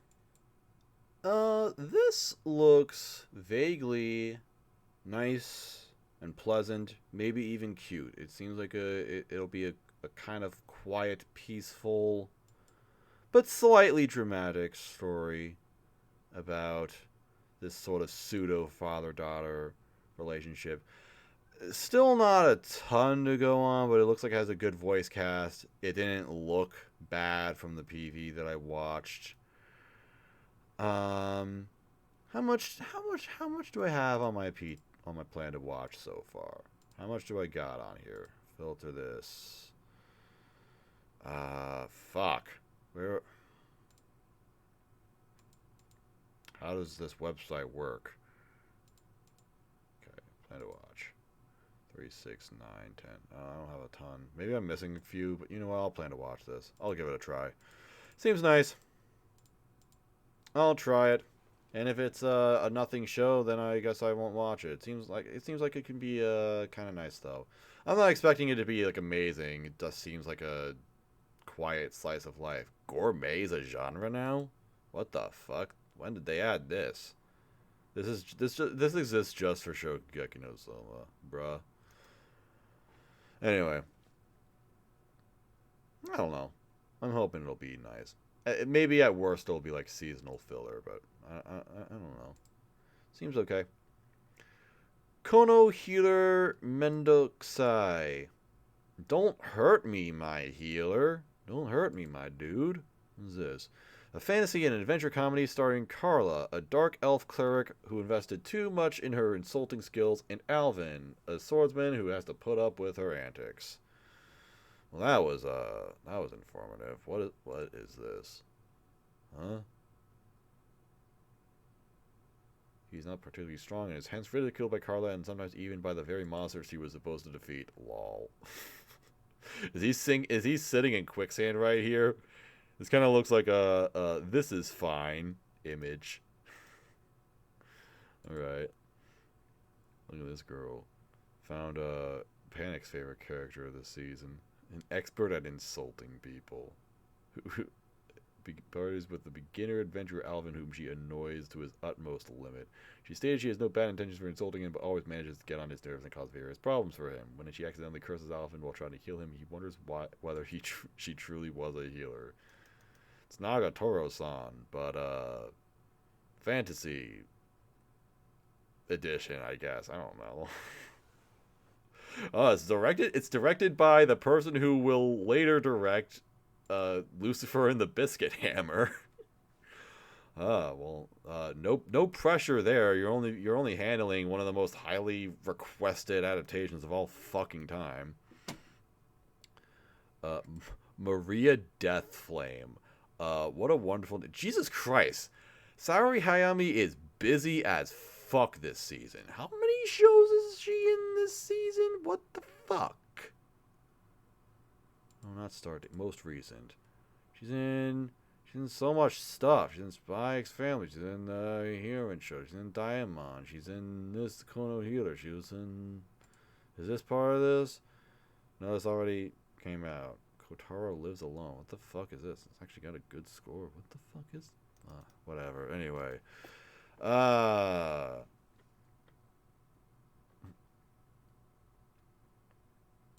Nobuaki Naka... oh, yeah, I already looked at this. I don't know why I looked at that again. What is this adaptation? Okay, just some manga that exists. Oh, this seems like it'll just exist, and maybe a couple people will like it. It's maybe not something that'll be all that interesting, though, or something. I don't know, man. I like that this girl has this permanently worried face. Like, every single scene, she just has this vaguely worried face. I don't know why, but there's something kind of funny about that. I don't know if this is necessarily going to be great, but I don't know. I'm sure there's going to be some people who like this. I don't think it's going to be... It's not like... It doesn't seem to be good enough for me to be like, oh yeah, this is going to be a great show. I'm really excited to watch this. I'm just kind of indifferent to it. Maybe it'll be fine, though. I don't think I'm going to plan to watch it, though. Alright. Gunjo no Fanfare. Fanfare of Adolescence. What is this key visual? Someone thought they were really clever by having this sort of layout, except then they realized, oh yeah, now we have just a bunch of empty white space, so it actually looks like fucking garbage. So, good job, fucko. Great job to whatever genius graphic designer came up with this. What is this? This seems like another sports anime. What's it about? Oh, wow, these are exciting images. It is a sports anime. It's an original anime, though. It's original. That means... Wait. This is like the first original show that we're getting this season. Is this... There's like no other original anime this season, right? It's like, okay, let me just recap. Like, manga or light novel, manga, light novel? Yeah, or manga or novel, something. What was this again? Oh, the Kakkou show, yeah. The light novel. Hang on, I didn't add this to Plan to Watch. Yeah, Plan to Watch. Manga, light novel, source light novel. I forgot you can just look at them right here. Yeah, manga, light novel, manga. Holy shit, there really is no original anime this season. Except for this one thing. Manga, light novel, other. Does Black Rock Shooter count as original? This one's kind of up in the air. I guess you could count it as original. Manga. Same with the Idol anime. Like it's not really based on it's not an adaptation or anything, but like it's based on an existing thing. But I guess they're making up a new story. I don't know. You can also kind of put that one up in the air. Maybe same thing with Love Live as well. Okay, so there are a couple that are kind of vague. Like maybe you could consider them original, but I think this is this is the first anime that we've come across in the entire season that is like purely original. That is crazy. Wow.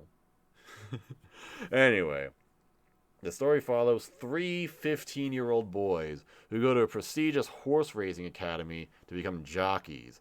The 3-year academy is 10 to 20 times harder to enter than most schools.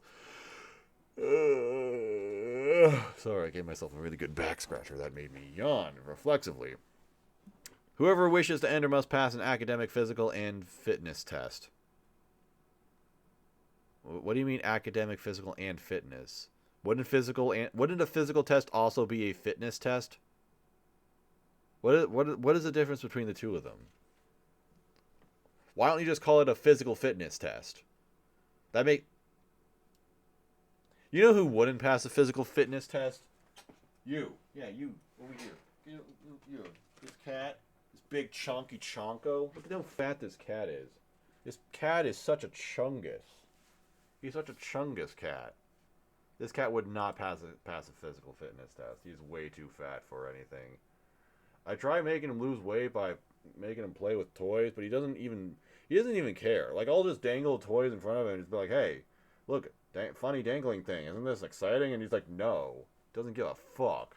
He doesn't want to do any physical activity whatsoever. He just wants to lay around and be a fat chungus cat. He's just a big chungus. He doesn't care at all. Whatever, anyway. That was a long tangent about something that didn't matter at fucking all. Formerly a member of an idol group, winning fans and fame, Yu Arimura sets out to meet what his heart desires after becoming enamored with horse racing. Having grown up on an island, Shun Kanami has always yearned to ride with horses. Amane Grace was born in England and is lost in the path his parents have set for him. But he still takes on his dream or whatever. Okay, so it's about becoming a horse jockey. Well, I'll admit this. I have not seen an anime about horse jockeying before. Hiroyuki Sawano is doing the soundtrack for this anime. That is interesting. We're going to have an epic Hiroyuki Sawano soundtrack. Wait, and also the director of like the director of like Recreators and Bloom Into You and Lord L. What the fuck is this? We're gonna have like a high quality production here. Hold on a second. Alright, watching a PV. Wow, look at this. Damn. This ain't no Uma Musume shit, that's for sure.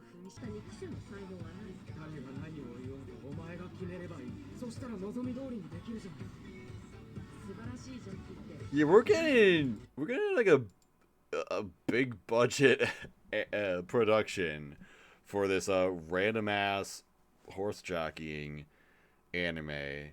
Okay, who's writing this? This is a script writer who's done stuff like, oh my god, horrible stuff.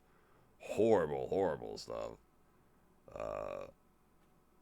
Like War Salesman and Scared Riders, which was at one point the lowest rated anime on my anime list. That's the only reason why I know about it. Sheesh.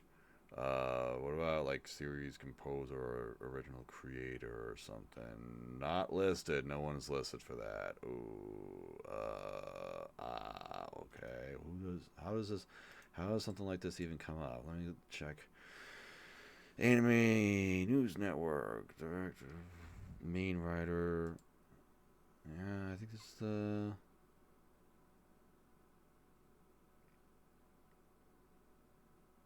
Yeah, this is the main writer.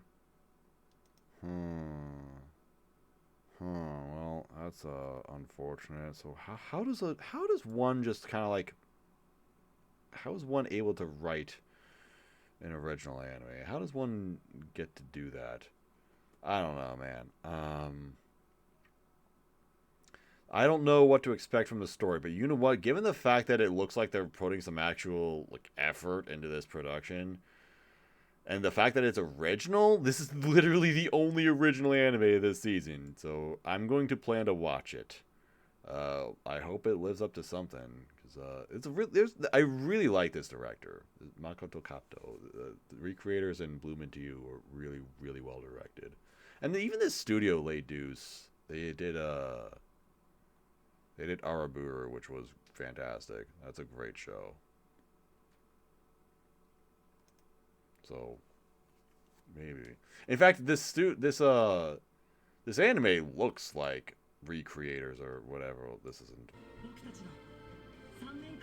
That wasn't like the best shot of it, but it looked nice. So yeah, okay. I'll try it. Build Divide, Code White. This is second season of Build Divide. If you remember that the card game show from fall that I like jokingly said I would watch, I didn't watch it. I never did that. I don't know if I will watch this second one. I have no idea. They got another Egoist song for this, so that's cool. Other than that, I'm not gonna. I'm good, thanks. Maybe I'll watch the first season instead. RPG Fudo-san. RPG Real Estate. It's free real estate. Dogakobo's doing this. Okay. Hang on. What is this blue thing right here? What? Witch Hat. Hello. Witch Hat detected? Excuse me. What is this blue thing right here? What is this? What are you? Oh god. What the fuck? Whoa, guys, it's a Witch Hat anime. Wow, this is anime of the season. I love this show. This is my favorite show this season. This is definitely the best anime this season. What is this? Her name's Fa. Just Fa. What are her eyes? What did they do to her eyes? It's like they replaced her eyes with, I don't even know. They replaced her eyes with marbles or something. She doesn't look like she has eyes. She doesn't look like she should be able to see at all. Whoa, look at this visual. Crazy.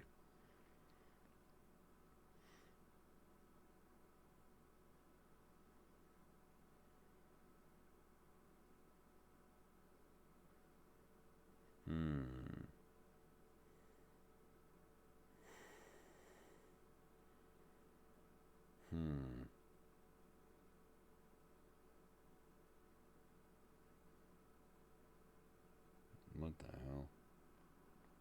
This reminds me. This reminds me of two different series. This reminds me, and two series that no one remembers at all. This reminds me of Endro and Hinako Note. The thing that these two shows have in common is that their character designs were very moe and almost like in a child moe sort of way, but also strangely erotic. Especially Enro.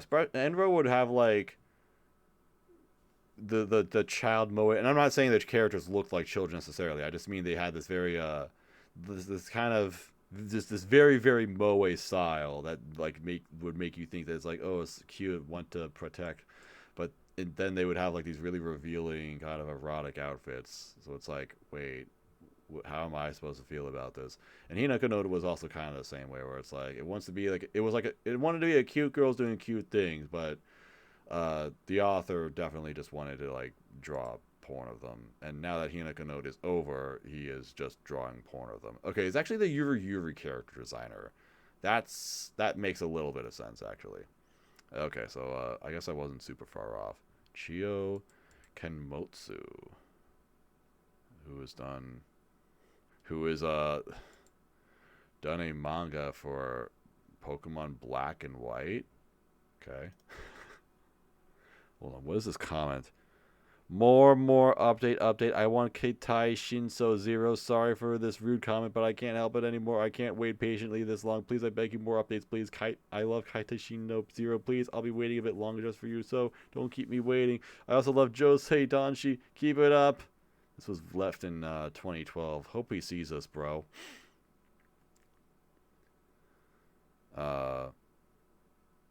Anyway, I don't know.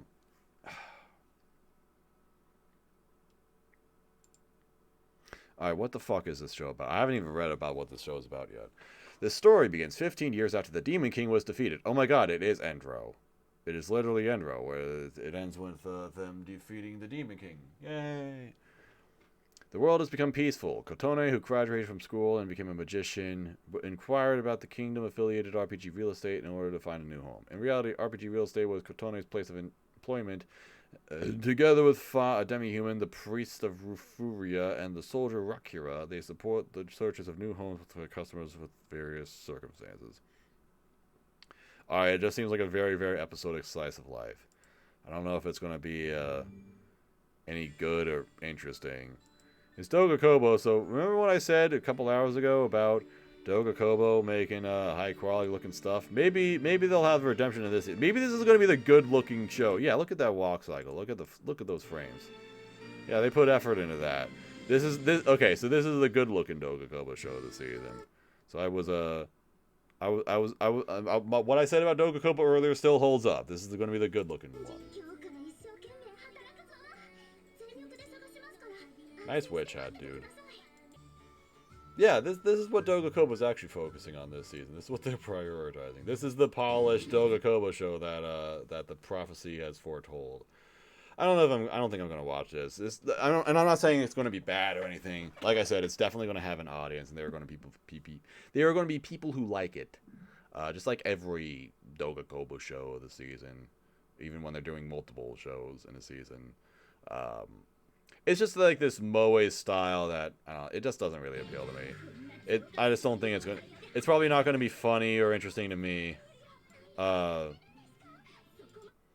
like I said, it's very moe, but it also seems like it's going to have a lewd side because there were multiple cuts of a beach episode, and this main character has some serious fucking booba, my dudes. So that's cool. But she does have a good witch hat though, it's a great character design. Maybe I'll watch it for the witch hat. Watch it for the witch hat memes? Why not? Magician. How could I forget? Alright. Paripi Komei. Ya boy Kongming. Alright. Party people Komei.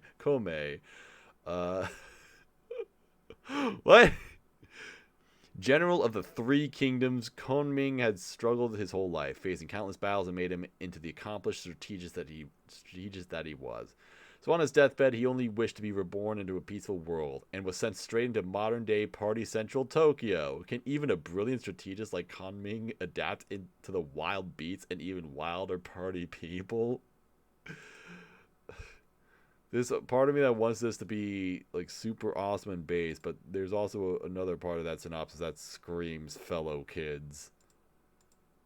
That character design this character design is actually kind of cool though. Hang on, go back to this. Go to AnyDB. Wait, it's a PA Works show? Excuse me, it's PA Works. Oh, how could I forgot that P. Oh my god, the OP is called Chitty Chitty Bang Bang. What the fuck, dude? What is happening in this?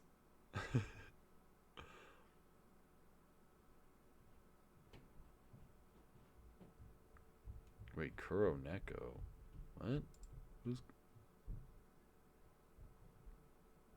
music production? Oh, 96 Neko. That's who. Or maybe I don't know, man. I did see that they were doing the ED as well.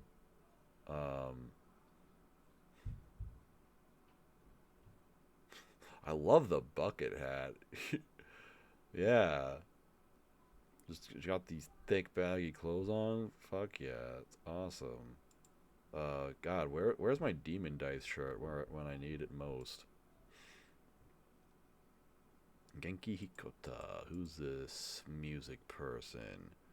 Oh, they did the ED for Yuri on Ice. I remember that. Cool. This is based on a manga. Is anyone reading this manga? No, of course not. Why would anyone be reading this manga? It's a relatively new manga though. December 31st, 2019. Huh. But yeah, it's a PA book. Okay, I'm gonna see a trailer for this.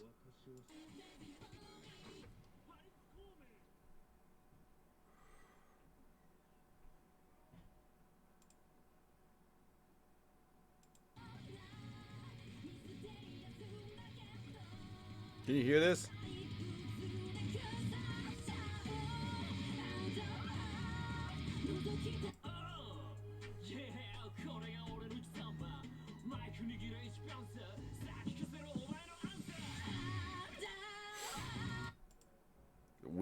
Weird sort of music anime, I guess. You know what? Plan to watch. Fuck it. Fuck it, I'll do it. Because PA work has really lived up to the hype for me so far, right? The last couple of shows they did, Aquatope, and the day I became a god, and Nabari Ramen, yeah, bangers, banger after banger. PA works, love them. Great studio, just making fantastic stuff. I don't know, it looked nice at least. Maybe this one won't suck. I don't know. Okay, Shin Ikitosen. This is a 3-episode anime that airs in. But why is this listed? What the fuck is this? It's 3 episodes. First episode will receive advanced screening on March 27th. Regular TV airing broadcasting will start on May 17th. What TV airing broadcasting? It's 3 episodes. R plus mild nudity. Okay, so it's actually a hentai. Okay, cool. Wait, this is a sequel to something. Shin Ikitosen prequel Ikitosen. What the fuck is this? It's a hentai sort of manga that went for 15 years, starting in 2000, and this is a new one. Okay, cool. Wow. How very fascinating. Also, there's a Konomi Suzuki OP for some reason. Great. All right. Anything else? Shachiku-san wa yojo yurei ni iyasatai. What is this? Another Project Number 9 anime. Great. Wait, what the? I didn't even look at this key visual. What the fuck is happening? What the fuck is happening?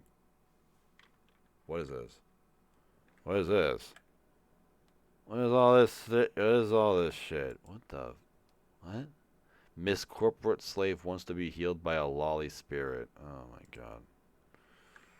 A little ghost girl gets worried when Miss Fujihara, a corporate slave, is working till midnight and tries to make her go home.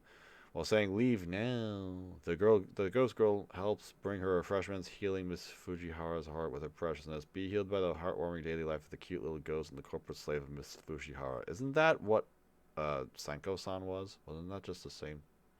Wasn't that it? Maybe it's by the same. Imagine it being by the same person who made Senko-san. That would be funny. Yeah. I think I'm gonna pass. No thanks.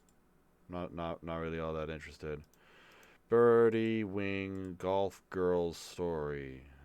Okay, it's an anime about golf. Oh, hey, it's an original anime. Yeah.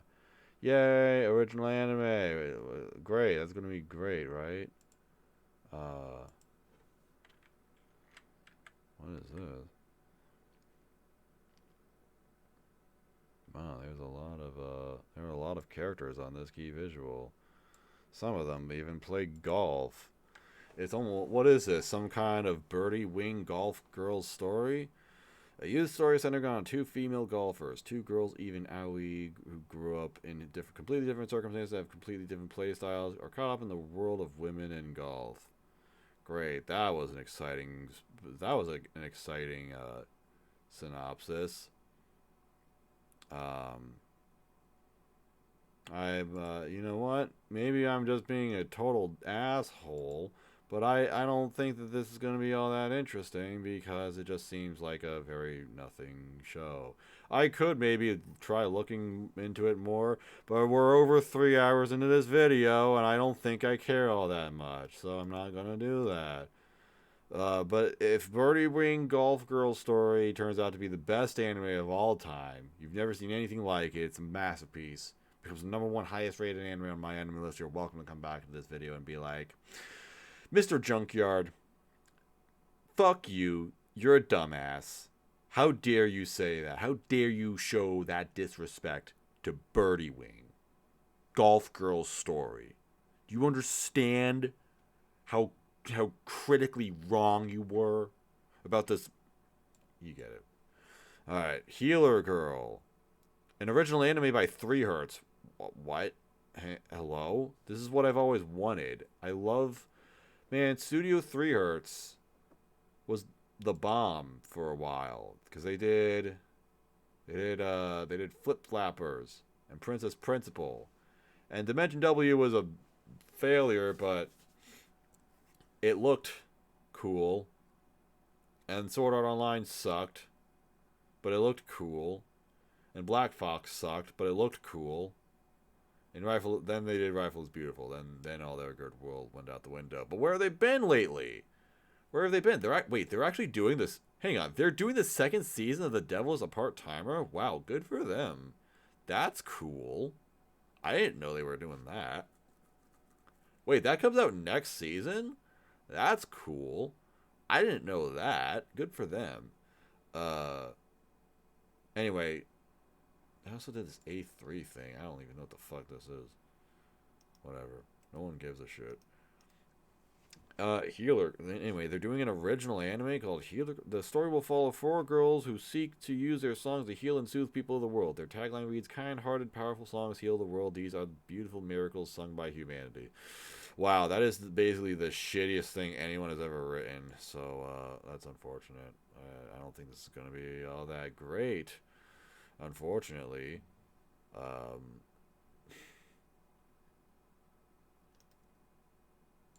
This is how 3Hertz makes their return. This is how they try redeeming themselves to me. Don't they know that some asshole on the internet with a funny looking hat has high expectations for them? They're squandering their potential. The potential that they have. Why is the inside of her hair pinkish lavender? Oh, what is this? That is a weird design. That is unusual. No, don't. Why'd you scroll down like that? Fuck off. Everyone has the inside of their hair colored differently. How do you do that? I should look into doing that. Oh, even her, too. Everyone is doing it. Everyone's doing that. That's just the thing. That's just cool with the kids. Everyone's dyeing their hair. Everyone's dyeing the inner half of their hair. Oh. Look at this. Can you stop doing that?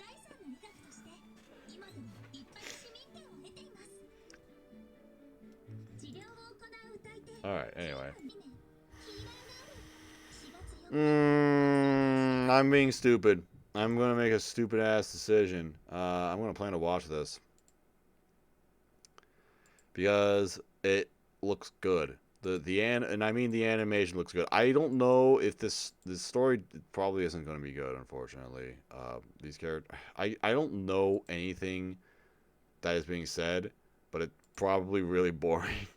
So just like characters being like, "Oh, we're cool" or whatever. I have no idea, honestly. But I mean, the character designs actually look kind of good. I really like the coloring in this. Yeah, it's actually like well animated. Like you just got lots of movement all the time. It's really solid animation as overall. That's what 3Hertz does. They're good. They're a good studio. But no one knows about them. So I'm gonna plan to watch this just to see. I hope if it has even a mediocre story, then I will at least appreciate that. So yeah, I'm just gonna plan to watch it based on that. I might drop it very earlier, but I'm still gonna give it a shot.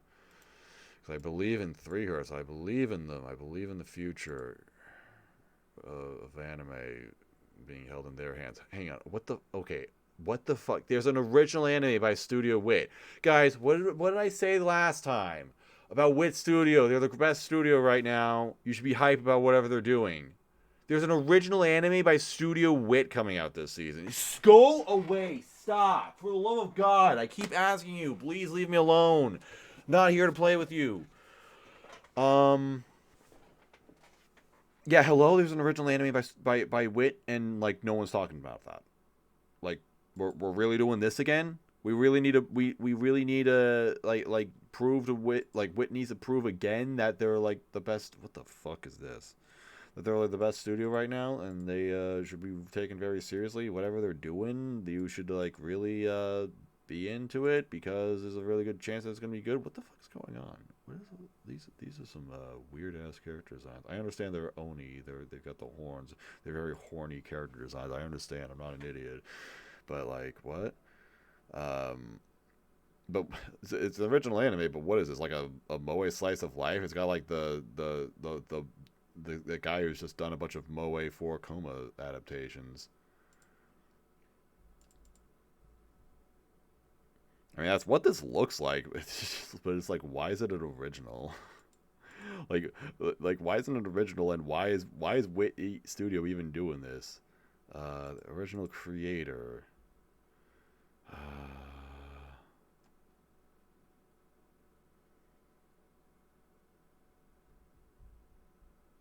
Wait, original creator. The director of Mahotsukai no Yome. Okay. How do you create an original anime, but you're not like the director or writer of it or anything? Like what? What does that even mean? How does that happen? Character design by... I don't know any of this stuff.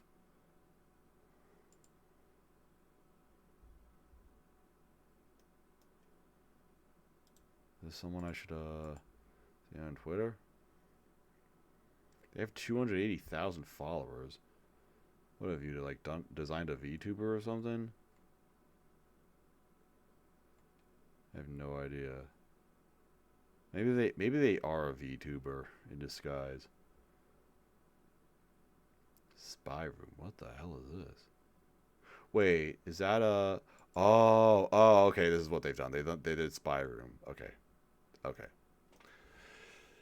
I see now. Anyway. I don't know. Wit Studio's doing an original anime. I'm going to watch a PV. Wait, it's 15 seconds. Okay, this is going to be nothing, isn't it?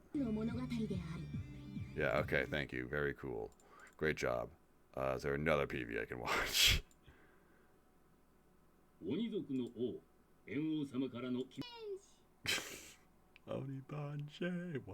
There was a part of this trailer that almost looked amazing. There's definitely something wrong with it, but I will give them points for trying. Where was it? It's coming.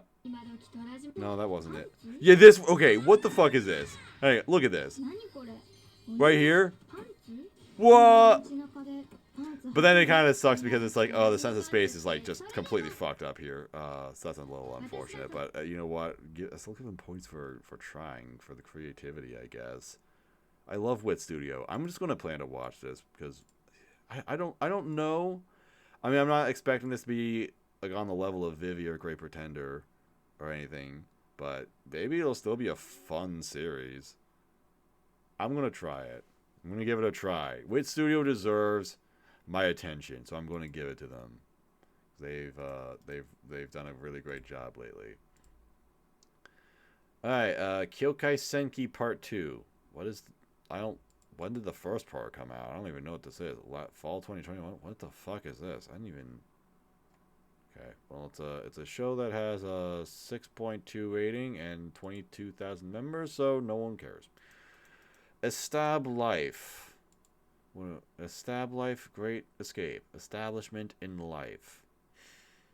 It is a Polygon Pictures show, so it's going to be a 3D anime, and it's mixed media. Wait, it's already out. Okay, it just started in March 23rd. It has a 5.7 rating, so great. No one's watching it. It's a mixed media production, so it's basically just a gotcha. The distant future. After reaching its peak, Earth population fell into decline. AI was developed to help preserve the species and manage the ecosystem, a grand experiment in human diversity. Through genetic engineering, a diverse array of oh my god, I can't even fucking read out loud properly. A diverse array of peoples, including beast folk, magical beings, and more, was created to live in diversity, separated into walled clusters. Each cluster developed a unique culture befitting other people to live their lives. Their system is continually maintained by the AI to ensure survival. That might not be a... Okay, nice typo. 0 by good on the real. By good on the real. Okay. That might not be a terrible premise or anything, but it's a oh my god, it's Rie Takahashi. But it's a gacha game, so it's not going to be good at all.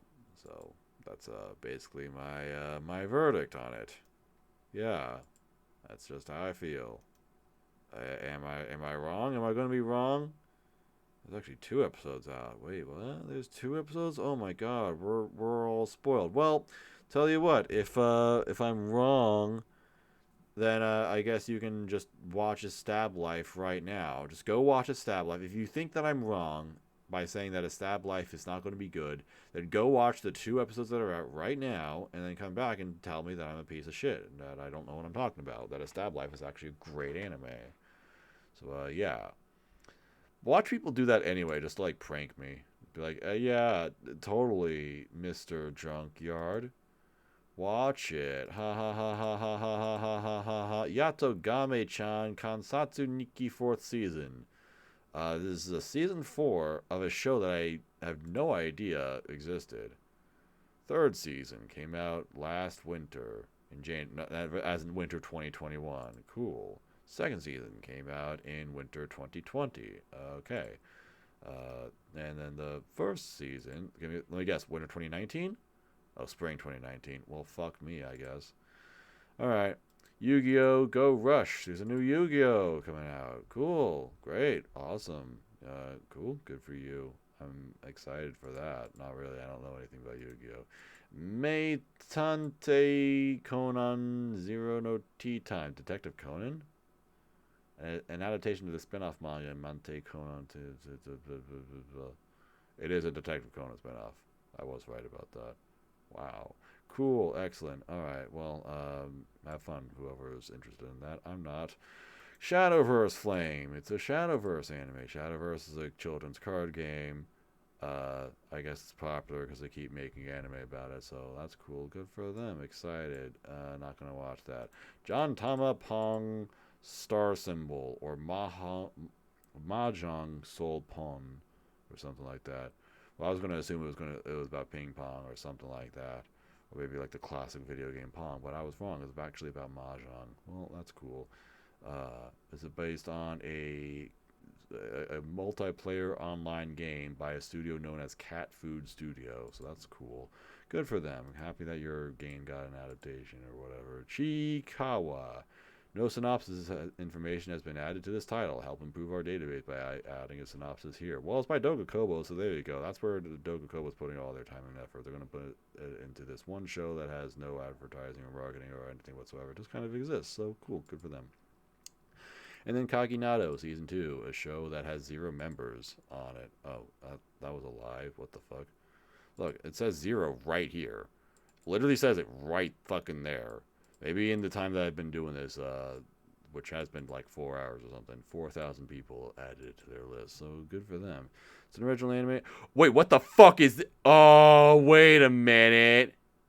Oh, I forgot about this shit. This is fucking, it's Isekai Quartet, but it's Key. I just saw the cast list and had a fucking heart attack. Oh my god, that scared the shit out of me. Wow. Yeah, it's Isekai Quartet, but with Key characters. So here you go. It's the girls from Angel Beats. They're all right here. Look, it's Canada from Angel Beats. It's Nagisa from Clanad. It's other Clanad characters. Another Angel Beats character. I don't know any of these characters. I fucking don't know any of them. I don't know who any of them are. But I don't like them. There's Little Busters. Yeah, it's Key, but it's Isekai Quartet. They literally came up with the worst idea imaginable. Like if you want to think, what is the thing that will piss Lux off the absolute most? What is like the most horrific thing? What can we do to just make Maz want to die the most? Isekai Quartet, but with Key characters. You just literally take the two worst things in my life and put them together. Just fucking. It's actually amazing that this exists. It's literally the worst thing that has ever existed. Just fucking brilliant. All right, now that's it. That's it. That's all that's happening. Tiger and Bunny got a second season. It's an ONA. What the fuck is this? It's a Netflix show or something? Why? Imagine waiting like 10 years for. Oh my god! Wait, Unison Square Garden is doing the OP. Fuck yeah! Oh, that's gonna be awesome. Imagine waiting like 10 years for a new season of something only to get Netflixed by it. There's a movie coming out by Wit Studio that's also going to be on Netflix. So cool. Oh, it's got an EOP by Eve. Oh yeah, it's Geno Urobuchi writing it and Tetsuro Araki directing it. That's going to be freaking interesting. Spriggan by David Production. I think this is a pretty highly anticipated adaptation. I don't even really know what it is. I just think people are really into this manga or something. So that's cool. Vampire in the Garden. What is this? Oh my god, another Wit Studio. What the fuck is Wit doing? Why is Wit Studio have so much shit coming out? You guys can chill, you know. You don't have to do every show this season. What is this? Weird. Okay.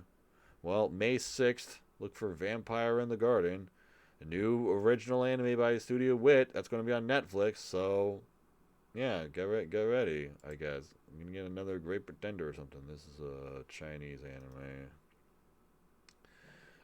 Ultraman Season 2, blah, blah, more stuff there. Okay, OVAs and then movies. Hey, speaking of Isekai Quartet, look who's back. June 10th, Isekai Quartet, the movie. Isekai Quartet movie, Another World. They just dead-ass named it Isekai Quartet Isekai. That's the sparkling originality of Isekai Quartet at play right there. Just like Dragon Ball Super Superhero. Who comes up with this fucking shit? Odd Taxi is getting a movie for some reason, so hopefully that will be good. Please don't fuck up Odd Taxi.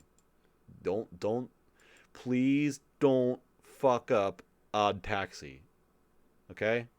Don't do anything stupid to Odd Taxi, or else I will be upset. I don't want to be upset. Inu-O, which will be the last project that Masaki Yuasa is going to do. And then after this, he's like actually leaving Science Saru for good, apparently. That's what I heard. So that's cool, I guess. I don't know. I guess it's cool to see that Masaki Yuasa is back for 5 minutes. And it looks like it's about it. About all that I'm going to mention. Oh yeah, there's a Takagi-san movie for some reason. Another free movie, which is cool. So yeah, that's going to be it for this season. That's gonna do it. What do we got? What is the final verdict? It looks like I'm going to have a lot of things to watch this season. There's going to be a lot of stuff. So I've got this season of Kaguya-sama, which is going to be wonderful. I've got Spy X Family, which I'm going to love.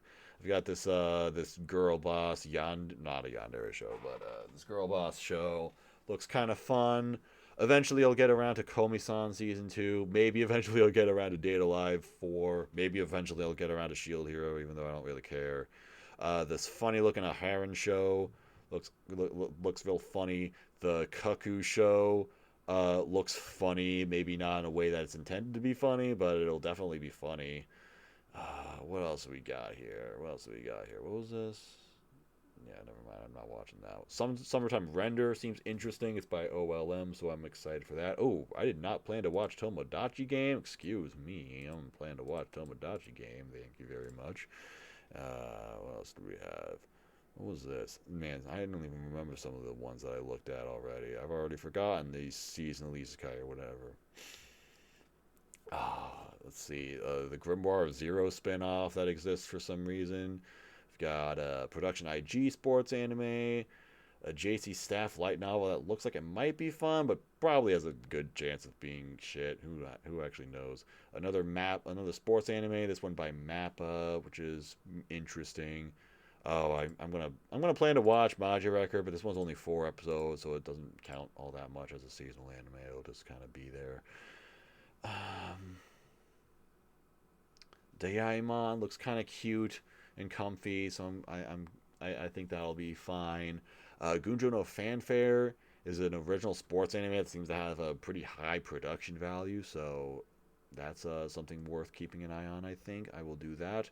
Paripi Konmei seems like it has some fun music and some, I don't know, it seems like it could be fun. Not entirely sure. That one could go either way.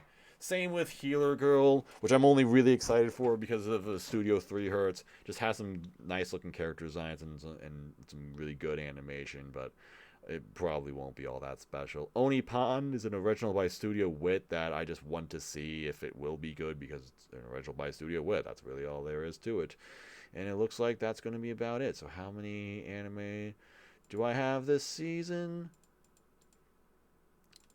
Got 3, 6, 9, 12, 15. Okay, I'll take 15. I will take 15 anime. And then the others, some of them I'll come back to later, or maybe, or something like that. I don't know. Or maybe I won't. Maybe I'll never watch them. Who actually knows? Okay, anyway, tell me what you're watching in the comments or something, like subscribe or something like that, or something like that. I don't fucking know. I did not expect this to go 4 hours. Oh god, why do they keep getting longer? I didn't mean to talk for this long. Help me. Oh god, I need to get some sleep or I will die.